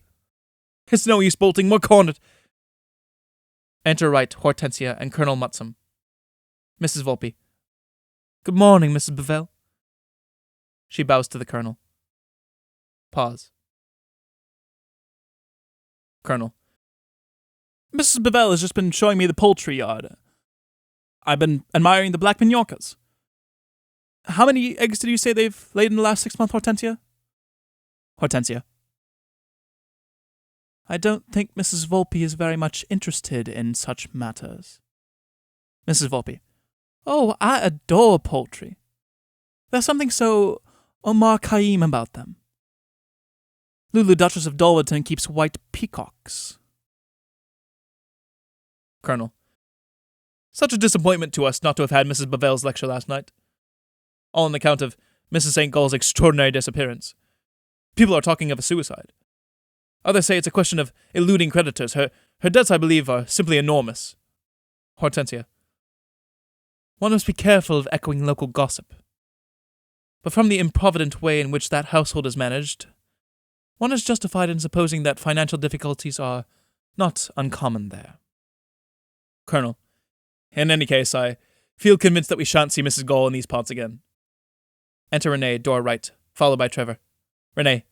I found my mother! Colonel. Mrs. St. Gall found? You've seen her? Renee. No, but I've spoken to her. She was having a bath when I got back, so we conversed through the bathroom door.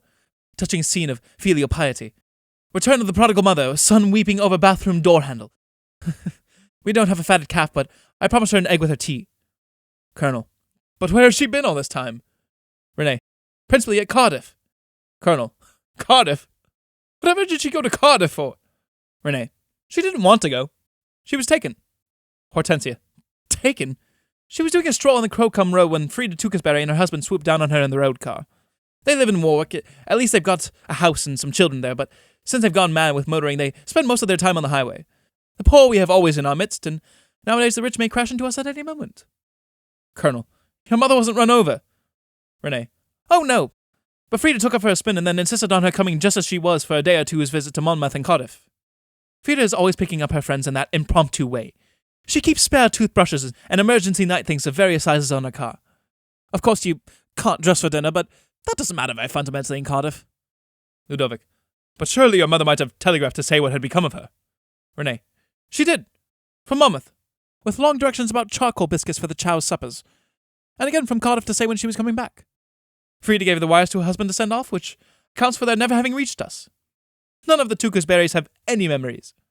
Their father got a knock on the head at Inkerman, and since then the family has never been able to remember anything. I love borrowing odd sums from Tewkesbury. Both of us are so absolutely certain to forget all about it. Hortensia. And it was on account of this madcap freak that last night's function was postponed? And my address cancelled? Colonel. This promiscuous gadding about in motors is undermining all home life and sense of locality. One scarcely knows nowadays to which country people belong. Hortensia. I trust that Mrs. St. Gall showed some appreciation of the anxiety and alarm caused by her disappearance. Renee. I don't know. I wasn't in a position to see. Hortensia. Altogether a most extraordinary episode. A fitting sequel to last night's Saturnalia. Colonel. A Saturnalia. Here at Briony. Advantage was taken of my absence at Panfold last night to indulge in an entertainment which I describe as a Saturnalia for fear of giving it a worse name. Ludovic. Perhaps we are judging it a little too seriously. A little dancing in a particularly objectable character. In costumes improvised from bed linen. Colonel. Bed linen. To an accompaniment of French songs. Colonel. French songs. Oh, that's horrible. I was told that it was merely Shakespeare readings. Hortensia. I regret to say that some of the servants appear to have lent themselves to the furtherance of this underhand proceeding. Among others, it will be my unpleasant duty to ask the cook to find another place. I shall give her a good character as a cook, but I shall be very restrained as to what I say about her trustworthiness. Trevor. But mother, isn't that being rather extreme? She's an awfully good cook. I put conduct over cookery. After all, she did nothing more than make 2 or 3 supper dishes for us. She couldn't be expected to know that there would be French songs to follow. Hortensia. It was her duty to consult me as to these highly unusual preparations. I had given my customary orders for the kitchen department, and they did not include chicken mayonnaise or peshmelba. Had she informed me of these unauthorized instructions that she had received, the mischief would have been detected and nipped in the bud. Trevor. I think it's scarcely fair that she should be punished for what we did. Trevor rises and goes to window right center. Ludovic. I confess, I think it's rather unfortunate that such an eminently satisfactory cook should be singled out for dismissal. Hortensia. Scarcely singled out, Ludovic. 2 or 3 of the other servants will also have to go. Colonel. One must see that one's orders are respected, mustn't one? Enter William left with card. Will, to Ludovic. The reporter of the Wessex Courier would like to speak with you, sir. Ludovic. Tell him I'm unable to see any pressman at the moment. Will, handing card to Ludovic. He's written a question which he would feel obligated if you'd answer, sir. Hortensia. What is the question? He wants to know if I intend standing in the event of a parliamentary vacancy. To William. You can tell him that I have not the remotest intention of standing. Renee groans tragically. Will. Yes, sir. Exit William left. Hortensia. Really, Ludovic, I think you are rather precipitate in your decisions. Differing though we do on more than one of the secondary questions of the day, I am nevertheless inclined to think that the Briony influence would be considerably augmented by having one of the family as member for the division. Subject to a certain modification of your political views, I am distinctly anxious to see you representing this district in Parliament. I consider this impending vacancy to be a golden opportunity for you. Ludovic. There are some people whose golden opportunities have a way of getting prematurely grey. I am one of those. Colonel. I must say we rather counted on having you for a candidate. I think I may voice a very general disappointment. Renee. There are some disappointments that are too deep to be voiced. Enter William, door center. Will. If you please, ma'am. Hortensia. What is it? Adolphus has laid an egg. Renee. Oh, improper little bird. Hortensia. An egg? How very extraordinary. In all the years that we've had that bird, such a thing has never happened. I must admit, I'm rather astonished. See that she has everything she wants and is not disturbed. Exit William Center. Enter Claire Wright, with telegram in hand. Claire. Great Aunt Mrs. Packington died at 9 o'clock this morning. Trevor goes into fit of scarcely suppressed laughter. Colonel. A great age, was she not? Hortensia. A great age, and for longer than I can remember, a great invalid. At any rate, a great consumer of medicines. I suppose her death must be regarded as coming in the natural order of things. At the same time, I scarcely think, Trevor, that this is a subject for unbridled amusement. Trevor. I'm awfully sorry, but I couldn't help it. It seemed too unexpected to be possible. Please, excuse me. The others stare at him. Claire. The fact is, I was Mrs. Packington's favourite niece. There were things in her will which I couldn't afford to have altered. On the other hand, as I dare say you know, Mrs. Bavvel, she had a very special dislike for you. I am aware of it. We had some differences of opinion during my husband's lifetime. Claire. It was a favourite observation of hers that you reminded her of a rattlesnake in dove's plumage. Colonel. Oh, but what unjust imagery! She hated Briony and everything connected with it, and I had to keep my visits here a dark secret.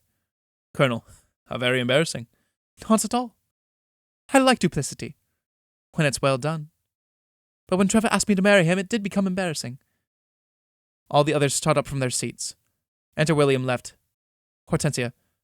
Trevor asked you to marry him. 2 months ago.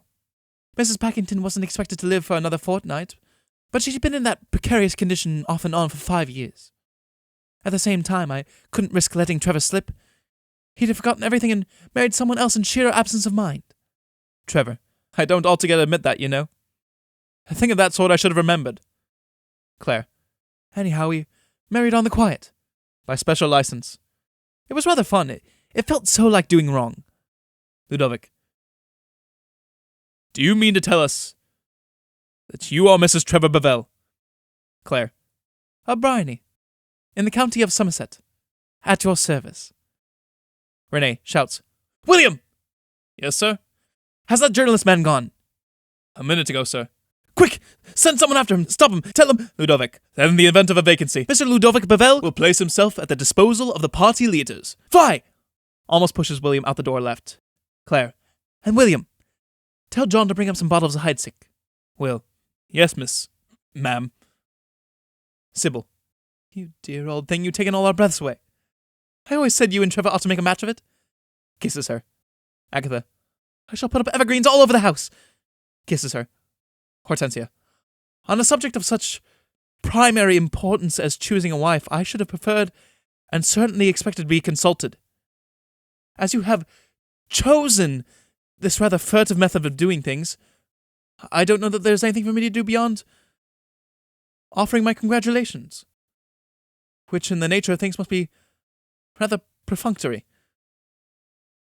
I congratulate you both. I trust that the new mistress of Briony will remember that certain traditions of conduct and decorum have reigned here for a generation.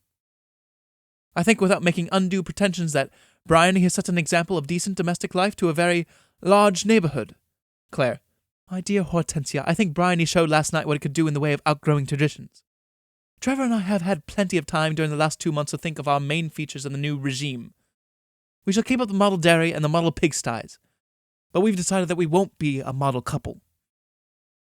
Enter John with 4 bottles of fizz.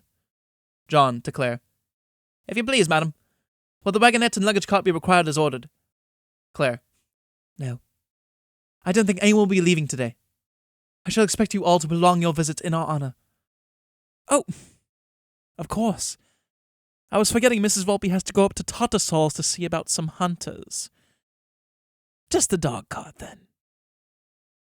Hortensia, I shall require the carriage for the 4:15 down. There's a conference at Exeter that I think I ought to attend. John, very well, madam. Exit left. Exeunt Hortensia and Colonel Mutsum right. Agatha, holding up glass. You dear things. Here's your very good health. And may you have lots and lots of... Renee, oh, hush! I was going to say lots of happiness. Oh, I was afraid you were going to lecture against race suicide. Ludovic, Sybil, Mrs. Volpe, and Renee, speaking together. Mr. and Mrs. Trevor Bavvel. They drink. Trevor, thank you all. And here's to the success of the future member of the division. Claire, coupled with that of his charming secretary. Ludovic and Renee bow. Enter William, centre, with an enormous pile of sandwiches. Will, cook thought that as the sandwiches wouldn't be wanted for this afternoon, you might like them now. Those with mustard on the right, without on the left. Sardine and egg in the middle. And please, I'm asked to express the general rejoicing in the servants' hall. And cook says that if marriages are made in heaven, the angels will be for putting this one in the window as a specimen of their best work. Claire, thank cook and all of you very much. She whispers to Trevor. Of course, certainly. And tell John to open some cell in the servants' hall for you all to drink our healths. We're coming in presently to get your congratulations. Will, yes, ma'am. Thank you, ma'am. William turns to go. And William! William, turning back. Yes, ma'am?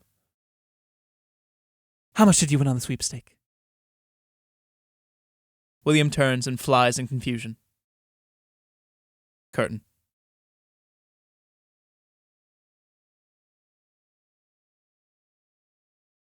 And that is the end of the plays of Saki. I hope you enjoyed it. I certainly enjoyed all the witticisms and sarcasms, and I hope you did too.